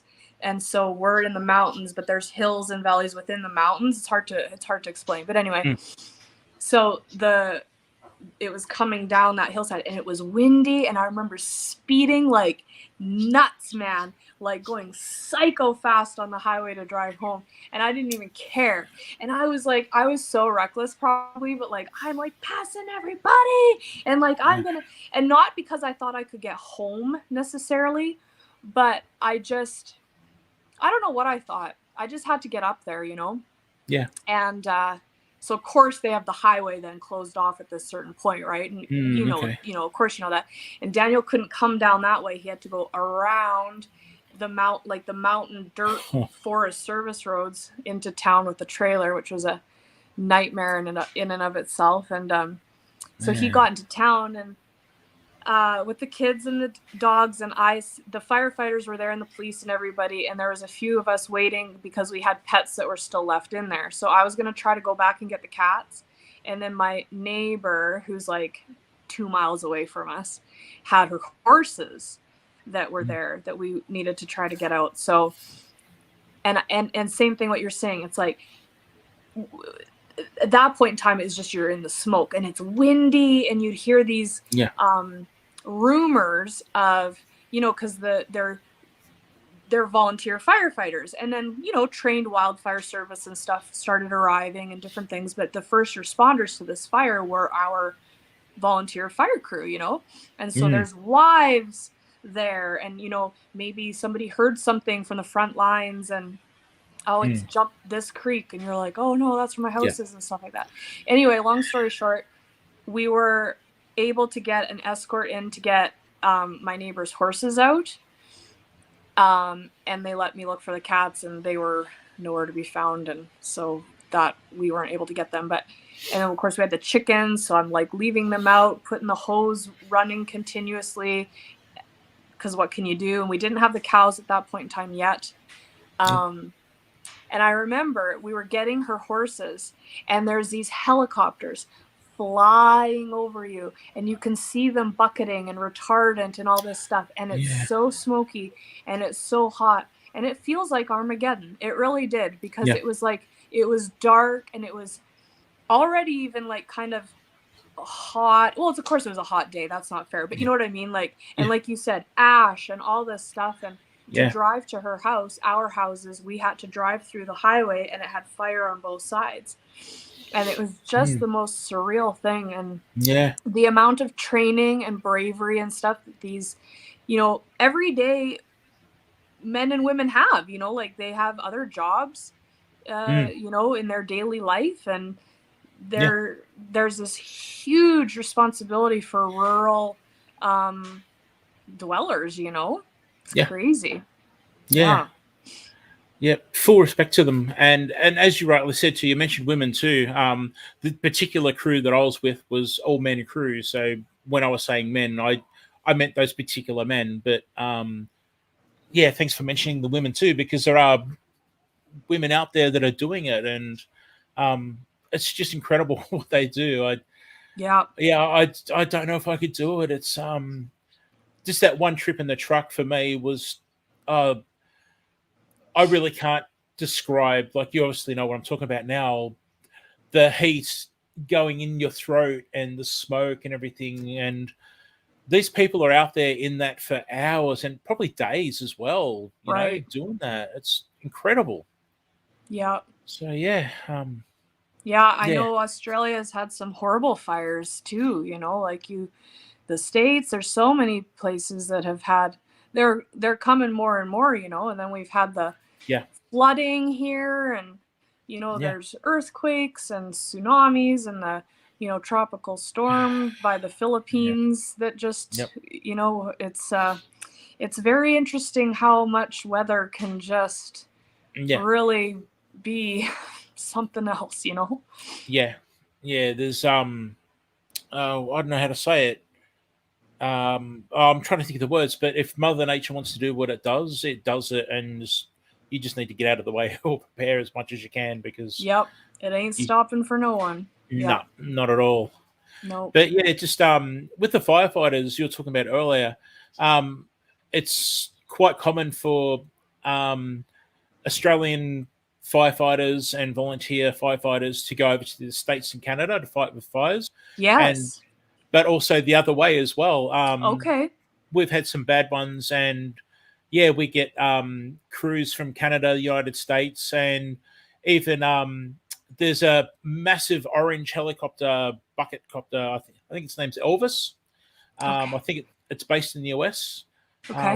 We've got our own now. I'm not sure if our own is Elvis, but there's one that comes over from the US in our summer, just to be ready for the fires in our country. We have this saying here, and I'm sure maybe you do. Well, it's not a saying, but just we say, we expect it more, now. Like there would be times when Yeah. I was growing up, I mean, maybe there'd be a wildfire, but it'd be once every, who knows however many years, or who knows. Yeah. Now it's like, well, when's the first one going to start, kind of thing, and where's it going to Yeah. hit this year, like where's the big one going to be this year, like it's more of an assumption than a Mm. like you just you go ahead and plan. Yeah. I have a list in our mudroom of priority stuff in case we're not here, if there's somebody because we do go camping a little bit, and of course Mm. we have a lot of animals, and so somebody stays at the house, and priorities of things to take, or go Yeah. anywhere certain times of the year, Great because idea. it's just Yeah. Well, yeah. these days to be prepared everyone should be doing it. It doesn't matter where you are, whether you're in the city or the country. And here in Australia, preppers always is the word preppers is a bit of a it's those crazy Americans you see in that TV show, Right. Right. and that's pretty much doomsday preppers probably did a disservice to the prepping community and being prepared here in Australia anyway, because for our culture over here anyway, seeing a show like Doomsday Preppers really made it look, there's something a bit not right there. Yeah. But you really do. You need to be prepared. You just don't know what's going to happen with, where the world is at the moment with this thing going around, Yeah. and the fires we're talking about. So Yeah. yeah, that's great what you said about the list. That's such a great idea. Yeah. Well, you almost have to. It was interesting with the flooding, and the flooding that affected Marshall. Is everybody has been talking about supply and demand stuff, but I told you, and you were aware of this, but in our particular community, the grocery stores actually truly did go empty, and it wasn't necessarily from anything inappropriate. It's just that the highways were physically washed out. We had every major route that was able to access our community from the coast, which is where all the the cargo ships and all the trade and stuff comes through that port. Yes, we do have access from another from the other side of the country, but the like the deals and the sourcing and stuff doesn't come there from us. So people were able to revamp and make new what's the word, like new there's a word I'm looking for. Not alliances, like where you get your stuff. Oh, come on, Aaron. You got me on the spot here now. I'm trying to look smart on the other side of the screen. Where you get your items from. I don't know why my brain is like shutting off right now. What, anyway, like a supplier? Yeah. There's a word I'm looking for, but yes, so that people were able to revamp. Distributor, supplier? Yeah. Yes, that's ultimately what I'm going for. There's a word though. Anyways, doesn't matter. So, but there was a time where, it was wild. It was like apocalyptic, where there's like no fruit, there's no vegetables, there's no meat, there's no bread, and people were freaking out because there are people who, can't afford to have weeks and months of food, so that's not an option. And then you have people who maybe do, but don't live their life like that, but boy, was there an element of panic. And Daniel and I, we, anybody who knows my channel, I have fruit canned, I have jellies made, I can make our own bread. I mean, because I have flour and stuff here at the house, but like if I had, and then we had, meat chickens. So I have a freezer full of meat chickens. We have beef. Like we could easily make it through the winter. And, I didn't necessarily, like, I would not consider myself a prepper, but we are prepared because of the lifestyle we've chosen to live. And people kind of, people have discovered, because we have Bramble Hill Homestead, and they're like, but you work in the city and have a job. And we do, but how we live our daily life within our home and our habits and our food sourcing and how we live is homestead life. Like we get Yeah. water from a spring. Well, we do have a well, but we have a well and spring water. We heat our house with firewood, which I need to go put wood on my fire right now. It's going out. We grow as much food as possible. We engage in, we very much run a homestead, Yeah. So at first people kind of didn't know what to make of that. And now they're like, we get it because they see all the stuff we're doing and how we conduct our lives. And it by default puts you in a state of preparedness. Yeah. Well, look, when I worked down back closer to the city in suburbia, and we would talk, and people would make joke about, like, for instance, doomsday preppers. That was quite big on TV here for a while. But I would say to people back then, but I've got grandparents that were canning fruit and vegetables and stuff way before I was born, and when my parents were children, and it's not something new. It's something people have been doing for quite a long time. It's just it's Generations. yeah, exactly, and it's the way people have lived for hundreds and hundreds of years. But now it's becoming more into suburbia and stuff as well, and it's becoming common. And there's, I'm talking about 5 years ago, so it wasn't an unusual thing. It was just that I guess a lot of people in the city never felt the need to do that sort of stuff, and maybe they didn't have country relatives and stuff. But it's an everyday thing. Yeah. I mean, I was raised like that, and I think it's even, Leanne says I'm a 4th generation canner, far as I know. Yeah. Wow, that's cool. Yeah. I would say that I definitely am as well, and I don't know how far it went back, but I definitely am as well. And baking things from scratch, cooking things from scratch, that's just how it's done. I think it's interesting because there seems to be a shift in thought and culture starting where I guess my first thought is to kids and screen time and different things is there's a shift of, you hear people who are now kind of talking about going back to basics with kids and having them be outside and do kind of more raw and natural things. And again, that's how I was raised, so I never knew anything different. And my kids living out here, one of my oldest sons saw the doctor this last week, and they inquired to me something about screen time and how much outside time they get, I think was the question. And I'm like, I think the more appropriate question is how much time do they spend inside? Because I mean, they go to school and stuff, but Christmas break or spring break or summer break, summer break particularly, they know, we eat breakfast and then they don't come in till it's bedtime. They don't. I serve their meals outside, and we either work outside or we chill, but we play outside or whatever. They're not inside. And I think that there's starting to be kind of more conversation about that. And then same thing about, gardening and food prep and canning and,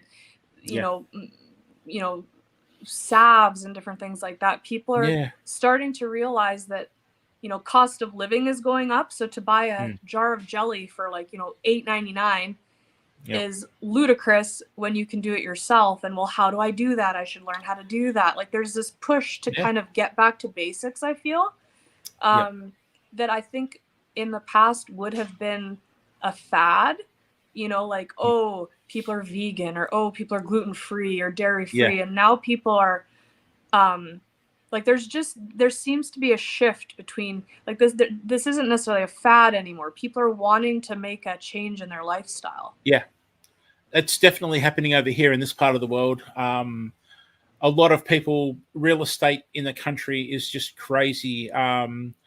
My brother is a police officer, and I'm listening to you. I'm going to put wood in my wood stove because it's going out and it's freezing. But I'm listening. I apologize to everybody. Here, I'll be right back. I'm listening, though. I'll just say g'day to a few people. Idaho Garden Girl, g'day. Marshall Warden, g'day. Mr. Blue Collar was here also before. Leanne, Mennonite Farmhouse, g'day everybody. Tim's here, g'day Tim. Always good to see you, Tim. I did see our Okie Homestead is still here. Our Saw Outdoors with Big Matt. I'm sure I saw his name before when I was briefly looking. Yeah, he was here. Best Life. Yeah, Best Life's here. Yeah. Yeah, thanks for sticking around, everybody, and listening to me ramble anyway. Luckily, Erin's here. Everything's been so interesting. You haven't been rambling at all. But yeah, I just wanted to say that yeah, with the real estate, for instance, there's a big shift on people getting out of the city, moving to the country, and my brother got transferred to a major regional, I guess you can call it a city. It doesn't really have skyscrapers and stuff, but he was looking at a rental and he struggled because now all the people that were renting are now seeing the dollar signs from the city people that are willing to buy a country home and commute to their work until they get another job somewhere else. Right. And they're happy to drive 2 hours each way up a highway to go to work each day and live in the country. And yeah, there's a big shift here towards country living. As you said, with growing, I definitely see a great big move here with people having backyard orchards and veggie patches, and there's a lot more talk. I have a lot of people contact me through email or maybe comments through my channel about gardening and stuff, and yeah, it's great. It's a good thing. Well, when I had Anita on from Flower Folk Farm, she talked about her their community, how they set up with the garden, and you take potatoes, leave an eggplant or whatever. Like how great. There's so many options when it comes to gardening, you know. I didn't have a garden growing up, so my mom's father had this huge garden in town. They lived in town, and he supplied enough for all of us. And then my dad's father died when he was young in a car accident, but his stepfather, who's the only grandpa I ever knew on that side, also had a large orchard. He was an orchardist by trade, I guess you would say. I'm not sure if that's the right term. And then he had a huge garden, and so we were always supplied with just anything you could possibly ask for. And my mother wasn't she unfortunately didn't have her health when I was growing up. And so not only did we live in a very cold mountainous environment, but she didn't probably have the energy or stamina to consistently garden. So we never had a garden up here. I understand that because this is family land. So my grandparents had a home up here originally and stuff. I understand that my great grandparents, I understand that they had a huge garden, but when we moved up here, there was no, garden beds or garden areas or anything. And I wasn't raised with the experience of a garden other than what I learned from my grandparents, but it regrettably wasn't much because I wasn't interested when I was younger, which is very sad. And I regret it, but it just, it wasn't something that I did, was interested in. And I'm so sad that I didn't get that knowledge from both my grandfathers. But I'm the first one that's gardened on this land. And I know that people would say to me who maybe didn't realize that I was originally from this area, because of course we moved back after, being gone for 20 years, oh, you can't grow that up here, it's too cold, or you can't do this, or you can't do that. And I like tomatoes, for example, because we have frost sometimes in June, sometimes even July in crazy years, but for sure June. And then as early as August some years, usually it's June to September, but so people haven't been able to grow tomatoes very successfully. I grow tomatoes like mad. Now I have the help of I do have them in a greenhouse for a time. and Yeah. then I'll, bring them in or something. But it's been interesting to learn on the spot with the gardening, because not Yeah. only am I gardening in an extraordinarily cold climate, but with no historical skills or knowledge. So it's a Yeah. ride. Yeah. I guess I'm lucky being where I am in Australia because I don't get snow as much as I'd love to have snow. And I always see photos from people and go, oh, that's not fair. I wish I had a white Christmas. But Yeah. I'm able to grow all year round, and I have extreme frosts though. I do get frosts that can wipe out so much stuff. So I just need to look at the forecast and make sure I'm on top of my game and get things covered. Yep.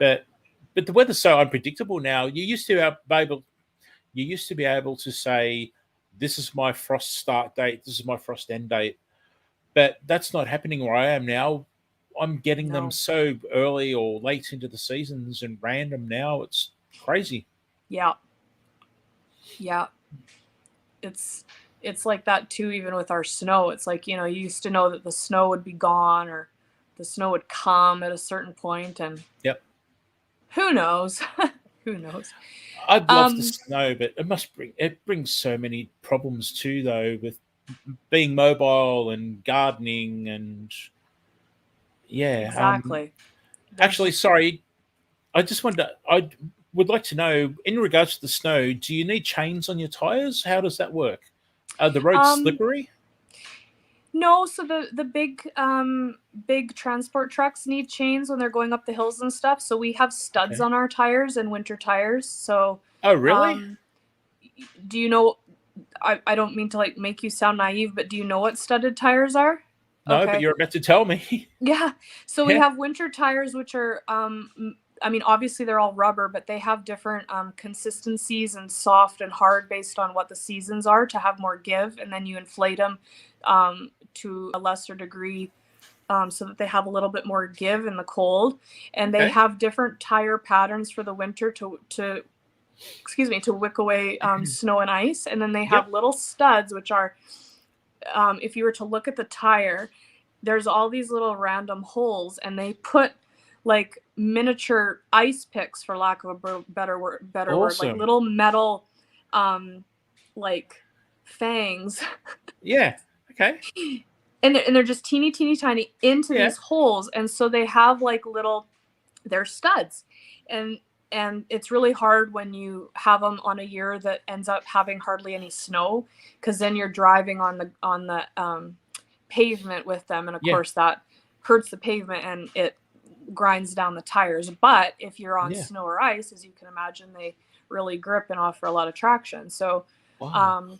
most people who live up in the mountains like we do, because we live out of town and there's a climb up out of town and stuff, most people have studs.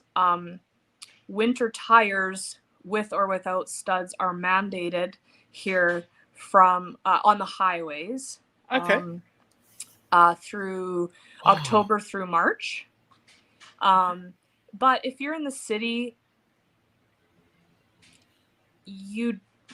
there are a couple storms where you could maybe benefit from studs, but most people just have winter tires. That's But for fascinating. That's if you live out of town, and then our driveway, like we can't get out of our driveway consistently without studs. Oh, bless you. There he goes. Okay, okay. We're muted. almost there. We need Two that of the third three. one. Yeah. We need that Um. third one. Yeah. Sorry. That's Yeah. That's something that I've not seen personally. I think I've heard reference to it. Chrissy at Along the River Homestead. Uh, I don't know if you're familiar with her channel.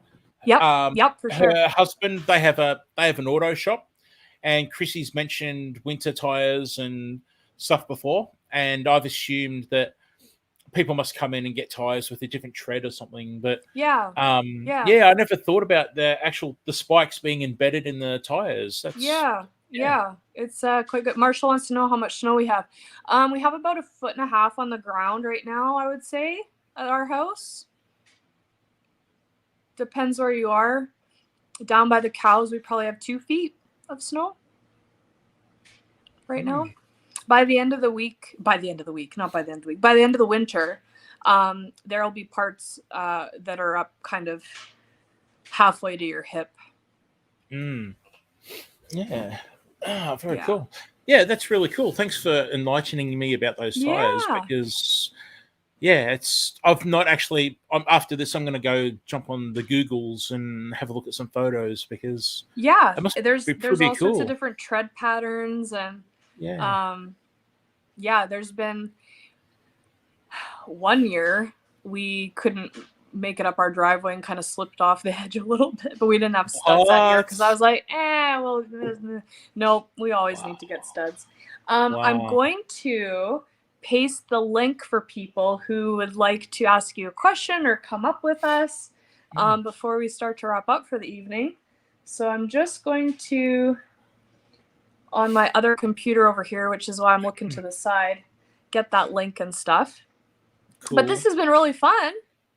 It has. Thanks for having me. I've been so looking forward to this, and I was telling Erin earlier today, messaging Erin, that I had alarms set all over the place because I was really worried I'd get distracted or forget or something. So, I'm glad I made it, because I would have been a bit upset if I'd missed this one.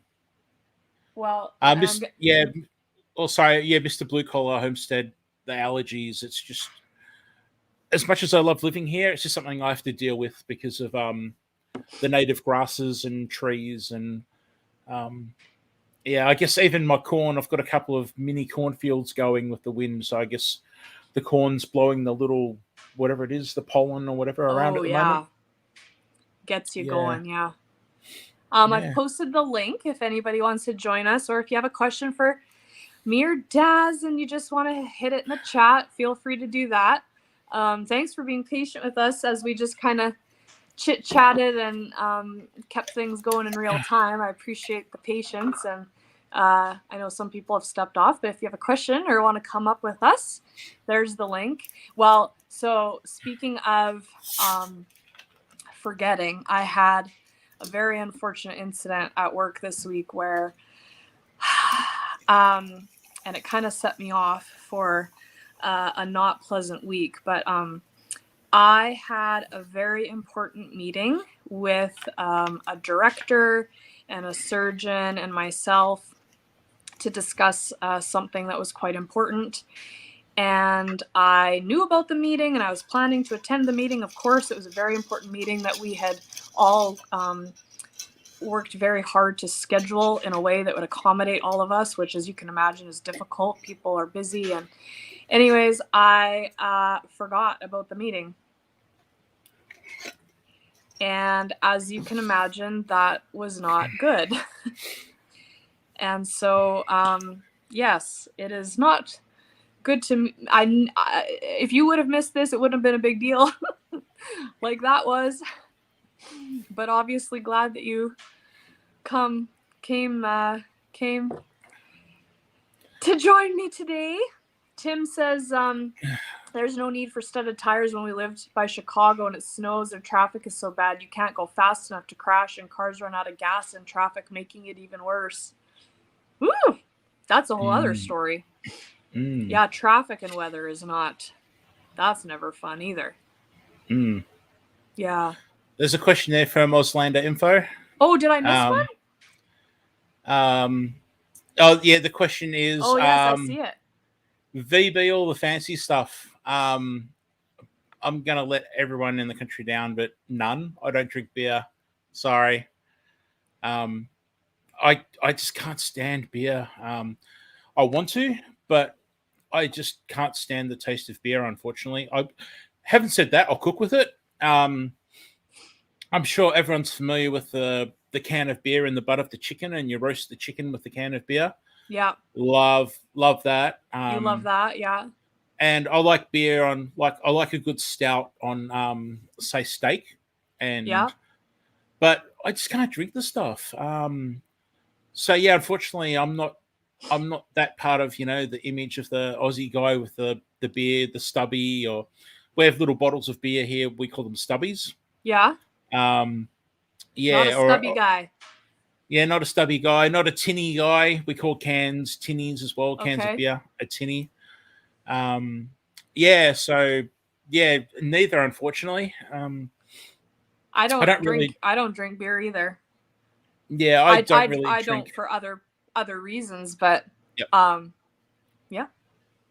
Yeah, but with a lot of things, I'll cook with it, but by itself, I won't touch it. Not your thing, yeah. People have been saying that they thought our chat was interesting. They got to know us better. They saw you were in Thank here you. and wanted to check you out. Thanks for coming.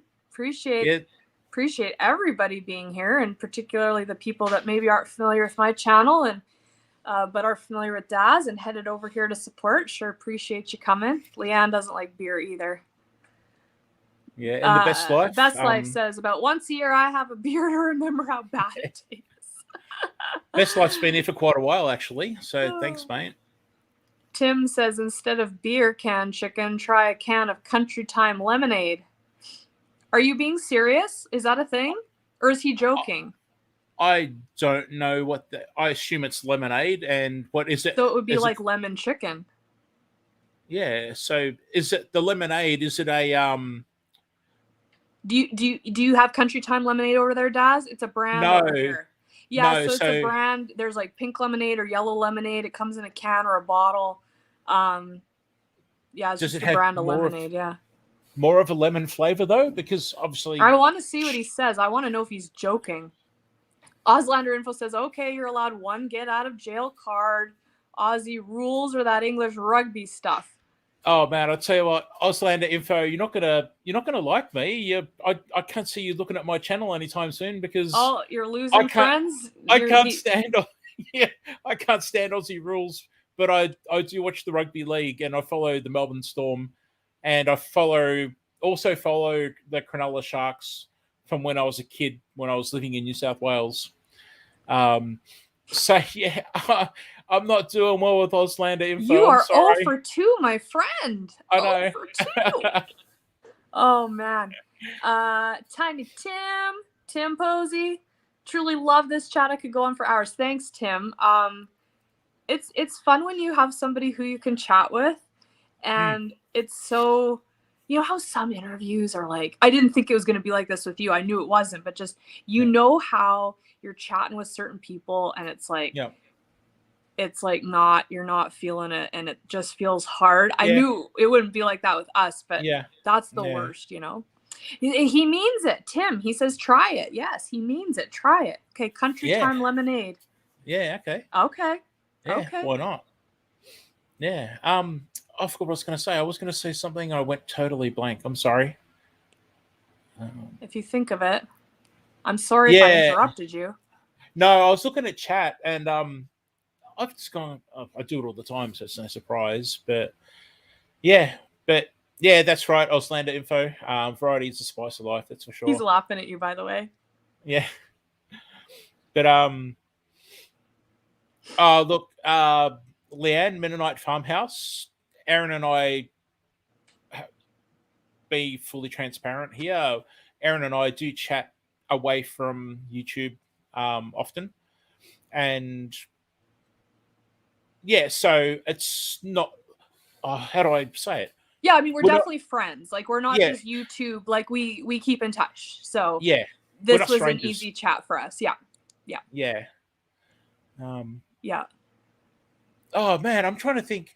There was something I was going to ask. I saw somebody's name. I'm so sad you forgot. That's so frustrating. Marshall says Scotch all the way. He says Marshall's a Scotch guy. Yeah. Aaron, actually, did you? You haven't decorated the rest of the yard and put the video up, have you? You did the first one with the trees. Yeah, that's all we do outside is the trees, and then we did the inside with the tree in the house. Yeah. Daniel balancing on top with the. Yeah. But we had the first one with doing the trees outside, but we had that's it, just the two of them. Oh, sorry. I thought there was another outdoors one. No. That was just me. Sorry. I don't know. No, I'm trying to think of what I might have been referring to. That I might have Well, I thought think that. I said that I was going to film it when there was snow, and I haven't done that. Okay. I don't know if maybe that's. Yeah, because I watched where you guys went and got the tree and brought it in Mm-hmm. um, and yeah, decorated it. So maybe you were referring to the inside video, and I thought there was another outdoor. Oh, yes, that could be. That could be. Yeah. Yeah. Yeah. And then coming, I think I have it set for Wednesday. We had some Burger King fries that were a day old that we found that one of my sons didn't eat. And so we gave them to the cows, and it's really funny. So I, that's going live on Wednesday, so you guys can check that out. Um, and then yeah, so for I know that people have come in and maybe weren't here at the intro of this live, but our cows, I had opened up the barn to let them have a place to be warm, and they got into some stuff that they shouldn't have. And so I'll probably be doing some filming tomorrow about the devastation. That's not the right word. In the barn, that all the stuff that they got into and chewed through, and so there will be a couple different things. Oh, and Daz, I haven't shared my big news with everybody about what we're getting on Tuesday. yes. Should I tell them or should I keep it a secret? I should keep it a secret. I think you should keep it a secret because it's gonna have a bit of a reaction. I think It's gonna okay. Should I do a live maybe on Tuesday? Yes, yeah. Okay, so I will go live on Tuesday evening. I know that there's a lot of lives on Tuesday. It won't be like a long live, but you're gonna want to see who we're bringing home to the homestead. Yeah, Bye, I think Tim. that'd be great. Yeah. It's Good gonna idea. be. I'm so excited. Can I just? Sorry to interrupt, but You're not interrupting.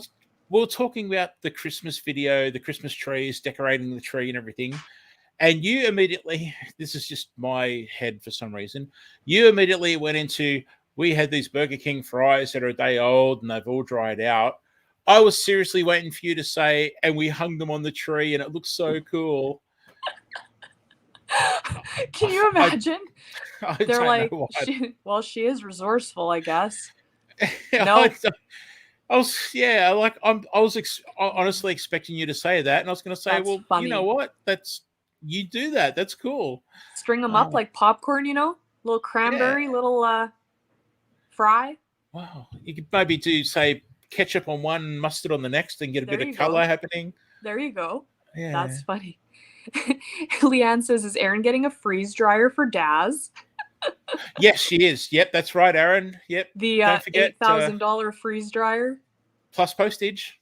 Plus postage. Probably the same again in postage. Oh, man. Well, and even to ship stuff to Canada. So we need new rotors and brake pads for one of our vehicles. And Daniel put the order in because he'll do it himself. And, the price of the part is whatever. And then it was $184 for shipping. What? You're kidding. Wow. Yeah. No, Marshall, it's not sheep. My sheep come in May. And Marshall knows I'm excited for my sheep. It's all I talk about. No, it's not the sheep. It's not anything that you even know about. It's a surprise that we didn't even know about until like 3 days ago. No, but you don't have any idea. I'm so excited. Yeah, you definitely Isn't need that to exorbitant? $184 for shipping. Idaho Garden Girl was like, that's crazy. So then he prices it out in town, and it's that expensive then in town. What? Wow. Canada, we get for certain things really, really hosed for shipping too. And you wouldn't think so because we have a lot of industry here. We have trade deals with the States and stuff. Some things it's fine, some things it's not. You never do know. It's crazy. I think Ann Dale's leaving. Anne is leaving. Yeah, Anne's on her way out. Good night, Anne. Thank you for joining us. If you don't mind, I just want to acknowledge. Is totally crazy to and from Australia. Yep. Yes. Okay. Well, before I made my other point, just on that, that's why a lot of people said to me about, oh, can I get a sticker from you? But I checked it out. And it was going to cost me $5 US to post a sticker to every person, and I just can't do that. And No, it's luckily for crazy. me, luckily Kathy over at my Alabama Farm Life, she actually got me to make a sticker order with a discount coupon in the US, have them mailed to her, and then she put my stickers in with whoever she was mailing to. Yeah, that's perfect. I loved So that.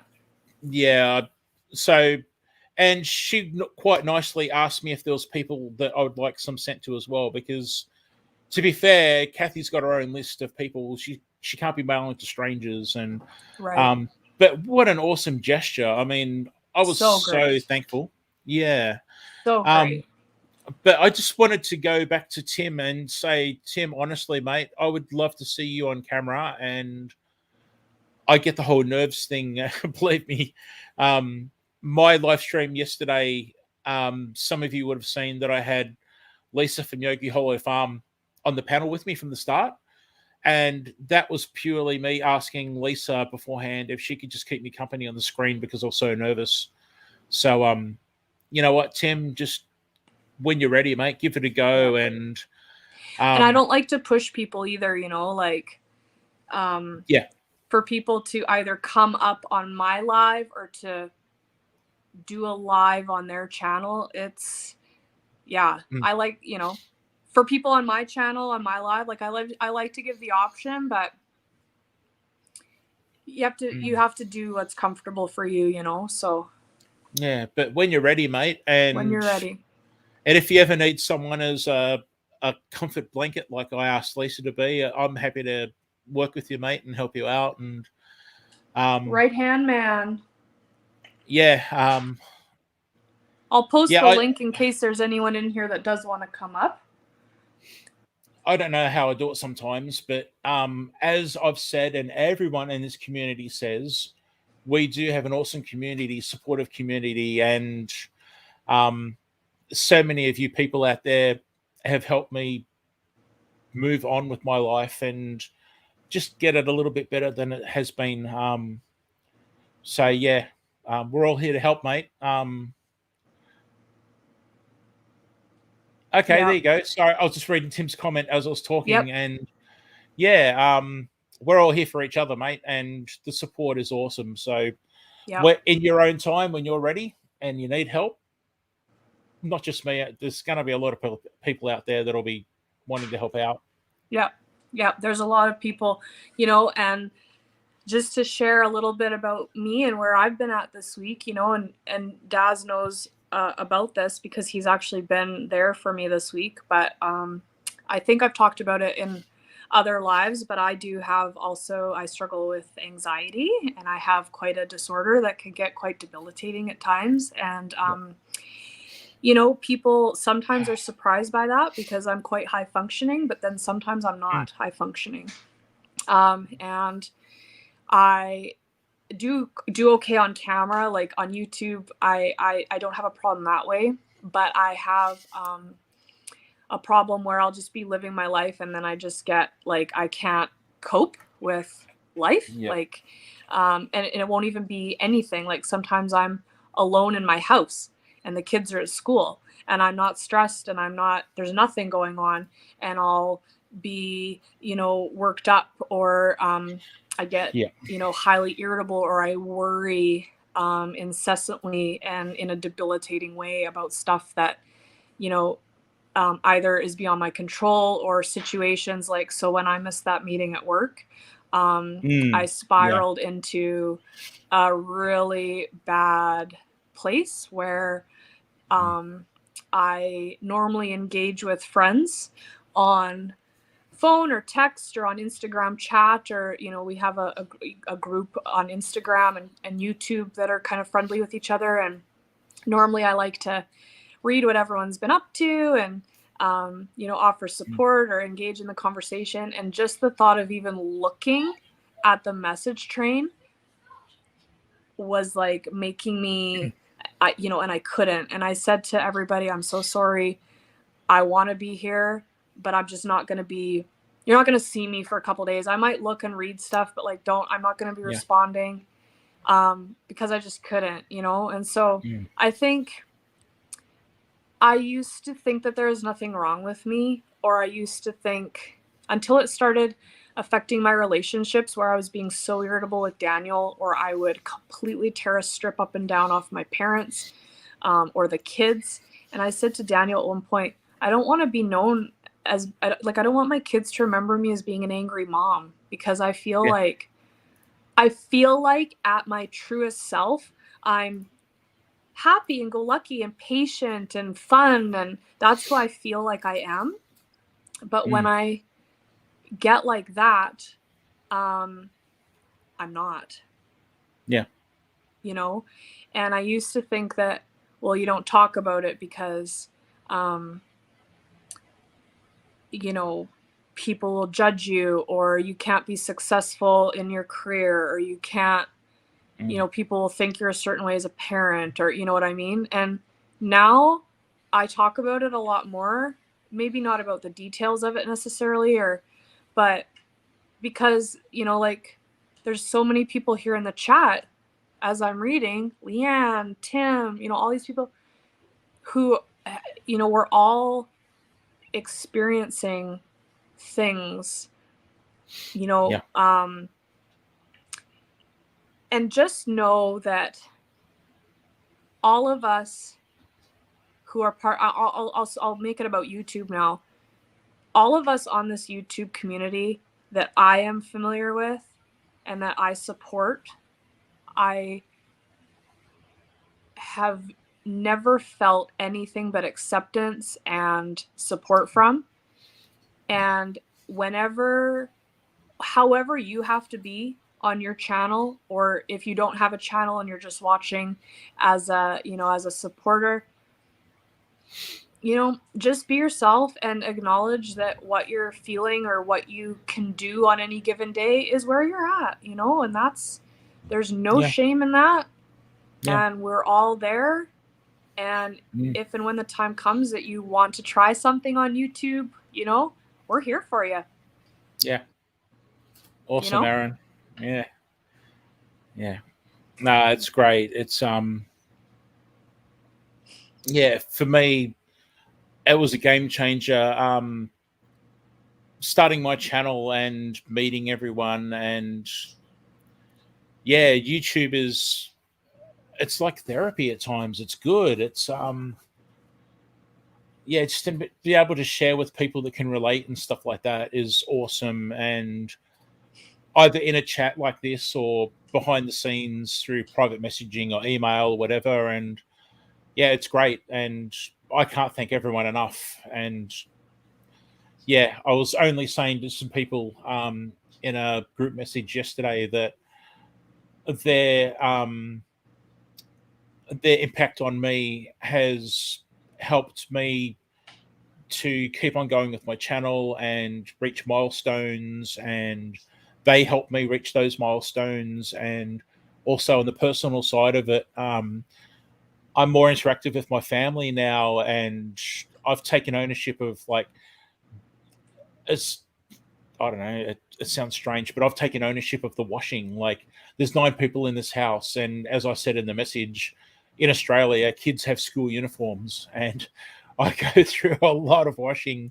But I never used to do that. I used to be this hide in my room and play video games, curtains, wake up, not talk to anyone, go watch Netflix or play video games, go to bed, do the same thing. That's it. Not help, no, not cook, not talk, no nothing.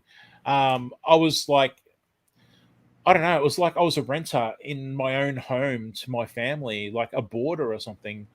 But once all of this happened and these people got involved behind the scenes and helping me out and everything, and the support and live chats like this and comments on my videos, I'm starting to make progress. And I still can't leave the house and talk on the phone and stuff, but I'm getting there. Like, I'm here live now in front of a bunch of people, and Erin's sitting here looking at me on the screen, and I would have been terrified of that 6 months ago. Absolutely terrified. Like I still am, and like I said, I Yeah. had Lisa come up yesterday, but hey, it's working. It's getting there. Yeah. Yeah. No, I mean, and how great is that? You know, like you were at a certain place and that's where you were. And yeah, Marshall says, your job is such a stressful position. That can't help. Yeah, no, it doesn't. Yeah. Leanne says, YouTube is giving me a confidence that I've never had before. Leanne, we love your channel. You Yeah. are like, you're fantastic. So you just keep on doing. I mean, man, who doesn't love Leanne's channel? Like, if you're not subscribed to Mennonite Farmhouse, you're missing out. I'm not just saying that either. Like, Leanne, you're great. We really. You only. Oh, sorry, Aaron. No, Tim says he you know, love you guys. Truly mean what I say, and people are saying that Leanne's awesome, and Auslander info, 100% spot on, one step at a time. No need to be like others. Just be yourself. Accept others the way they are, even if they prefer rugby over footy. and don't drink beer. Yeah, I get it. So funny. Anyway, I didn't mean to interrupt you. What were you going to say? No. I just wanted to say that a great example of how cool you are, Leanne, is to look at how your channel just went bang at a click of a finger. Like your numbers just went through the roof, and that's down to you, Leanne. Like people don't subscribe to your channel and watch videos if they don't like them or the person in them.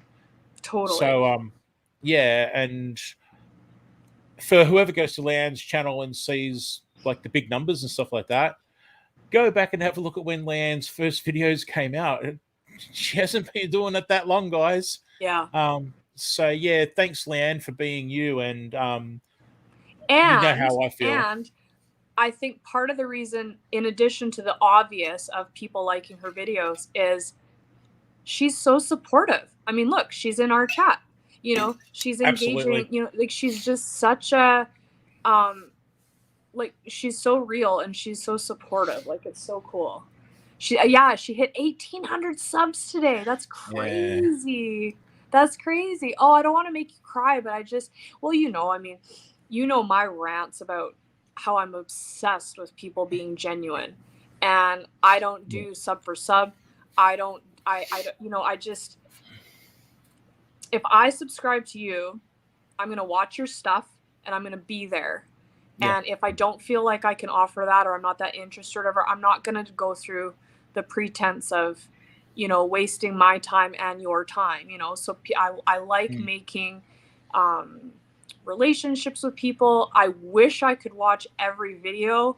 I can't, when, you know, working out of the home and with my anxiety disorder and stuff. I'm not trying to make excuses, but and that was another thing, is when I started my YouTube journey and I had 20, 30, 40, 50 subscribers, you know, you didn't really have to support anybody. And as you grow, you meet people along the way and you want to support them, you know, like you want to. And so I used to feel a tremendous amount of guilt and anxiety, because I would try to watch every video and every live and be there for everybody. And it just got to the point where I couldn't. And it was very distressing to me to not be able to be that like 100% all in supporter that I wanted to be. And I think where I've grown is, you say, you know, kind of, you were sharing a little bit about how things have, you know, been adjusted for you over the recent period. I think where I've shown growth is that I can still be a supporter if I watch, you know, in its entirety and comment and leave some love on one of every 5 videos. And I am now okay with that, where I never would have before. You know, where I say, yeah, you know, I haven't watched, you know, Daz in a week and a half, and that's okay. And today he posted a video and I'm going to watch that one. And I sure will try to go back and watch, but if I don't, that's okay. Like that's where I have needed to growth, because I get such bad anxiety if I feel like I have stuff left undone and unwatched videos. And if somehow I was able to, because I thought then that people would view that as me not supporting. And I've realized that people get it. People get it, and they can still feel my support, and they can still know that I'm there and rooting for them if I'm doing what I can, you know? That's been hard for me. Exactly. Yeah. Yeah, I've definitely had a big hang up about not being I'm able to coming for watch that everyone. latte, Leanne. I'm coming. But yeah, it's like Idaho Garden Girl says about there's only 24 hours in a day. Yep. If you look at your feed, like as your channel grows and you're meeting more people, and if you look at your feed, there's so many hours of content that's being put out a day by everybody, and realistically, you just don't have that amount of time in a day to be able to watch that amount of content. So No. yeah, I'm just I have 3 small trying. kids. I have the farm. I have a job.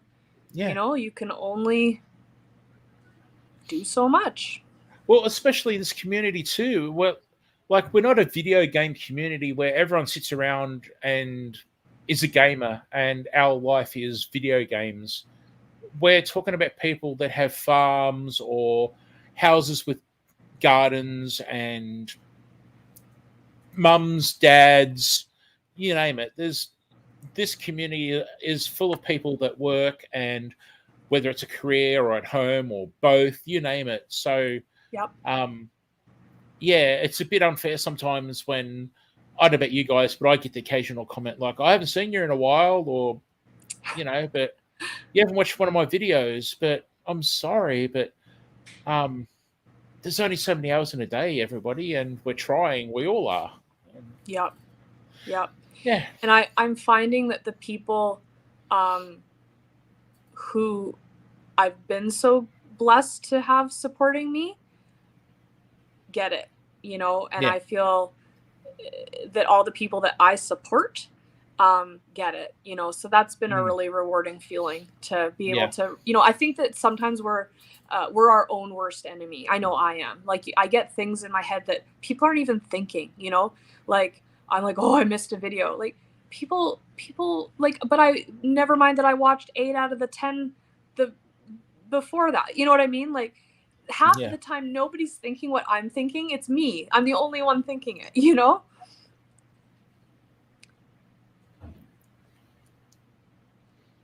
Sorry, I just went silent. I was trying to read chat at the same time. Yeah.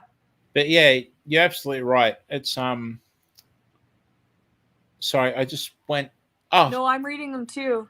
yeah, and I noticed Jan. Sorry, I was looking at the name and I'm going completely blank, trying to think of. I know the name and I couldn't say it.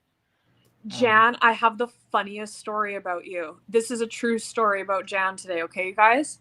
So, we're in town, like I said already, and there's a lady driving in an SUV, and it's Jan. And so for a minute, I forget that Jan does not live here, because it's like, it's Jan, right? Like, I see Jan multiple times a week on YouTube, right? So I'm like, oh yeah. So this lady, Jan, I swear if she was your twin, I don't know if you have a twin in the world. She lives here. I found her. Anyway, so, but you know how when your brain sometimes forgets like what's reality and what isn't? So I literally, she drove by and she had her window open. She was smoking, and I was walking and I waved and I said, "Hi, Jan," because I forgot that she doesn't live here. All as my brain thought was, well, that's Jan. And of course I've never met Jan in real life, and certainly not in my town. But I was gonna be like, because I knew or thought maybe she might recognize me. And then like as soon as I'm like, and then I'm like, of course that's not Jan, but isn't that hilarious? She says, I do have a twin called the loose faucet.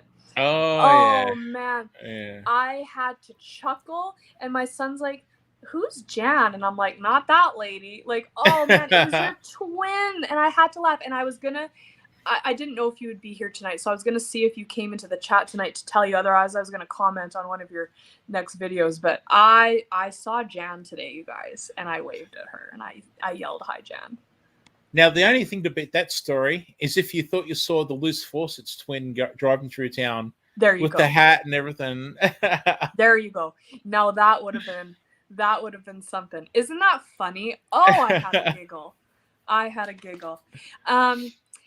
Well, I think that it's been so great to talk to you, and I think that we'll probably wrap it up for the evening now, and it's Cool. starting to be bedtime for the kiddos here, so I'm going to start assisting them with that process. But it's been awesome. Yeah, thanks, Kathy. I agree. It's just been so fun, and just really fun to catch up with everybody. Thank you, Daz, for agreeing to come on here with me. Oh, you're welcome. I was just reading the comments, and Auslander, that's really nice. And Yeah. I was just giving Aaron time to read the comment. Yeah. Yeah. No, I'm reading them too. I made your day. I'm glad. You had made mine too. I was so excited that I had, anyway, so fun. Thank you, Leanne. It's almost midnight where Leanne is. Thanks for being on with us. Yeah. We had a good chat in here tonight, eh? I know, not bad. Look how long it's gone for. I just glanced over at the time before. And for the first hour, there was like 20 to 25 people in here quite consistently. So yeah. Anyway, thank you for opening up and like sharing stuff. I know that, to talk about your life is kind of a little intrusive with somebody asking a question. So thank you. I appreciate it.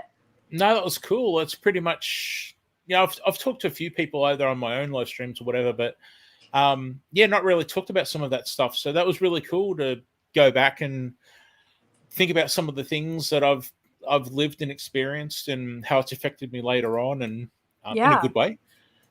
So yeah, awesome. Man, I so enjoyed it. And if anyone gets an email, jump on with Aaron, please. You need to do more of these, Aaron. I like watching them. Oh man, Anita's one, it was so good. But I've been having fun doing them. You're my fourth one, and I don't know. I think it's been so fun. We all see each other on our channels, but to just dig a little deeper has been really fun. I've had a good time. Yeah, I'm gonna keep doing them. So if anyone's open to come on here with me, let me know. I hope so, because I really like I don't know what the word is. Your relaxed, down to earth style of it's just like hanging out, Aaron. It's really cool. Thanks. Just chatting with a friend. Yeah, well, we've talked about the nerves and everything and stuff, and it was a lot easier than I was nervous, is what I'm trying to say, and it wasn't as bad as I was thinking it would be. So thanks. I'm glad. Well, and that's what I want it to feel like. I just want it to be easy and just be simple. Yeah. Simple and friendly. And thanks to everybody in chat too. Yes. Really appreciate it. Yes. Thank you everybody for coming. Of course, all of this is contingent on if people are interested and wanna come, right? So we sure appreciate everyone in the chat for sure. Well, sorry, I had to cut you off. Don't forget, everybody, to check out Aaron's surprise, because I know what it is and it's pretty cool. Yes, I'm gonna go live on Tuesday, so keep an eye out. I suppose I'll choose a random time, but keep an eye out. You're not gonna want to miss it. And I also want to please say to go to Daz's channel. I know that many of us are on his channel, but if you're not, please go over there. He's so close to his watch hours for monetization, if I could speak. So we really want to support him. Run his playlist, run his videos, put all your accounts on all the devices, because he is so close. How close are you, Daz? Like, you're so close. I haven't got, it hasn't updated yet, but I'd say after yesterday's live hours, I'd be looking under 100 hours now. So you guys, so please, like tonight, tomorrow, run his channel. Hook up your wife, your husband, your son's laptop, anybody. Run it.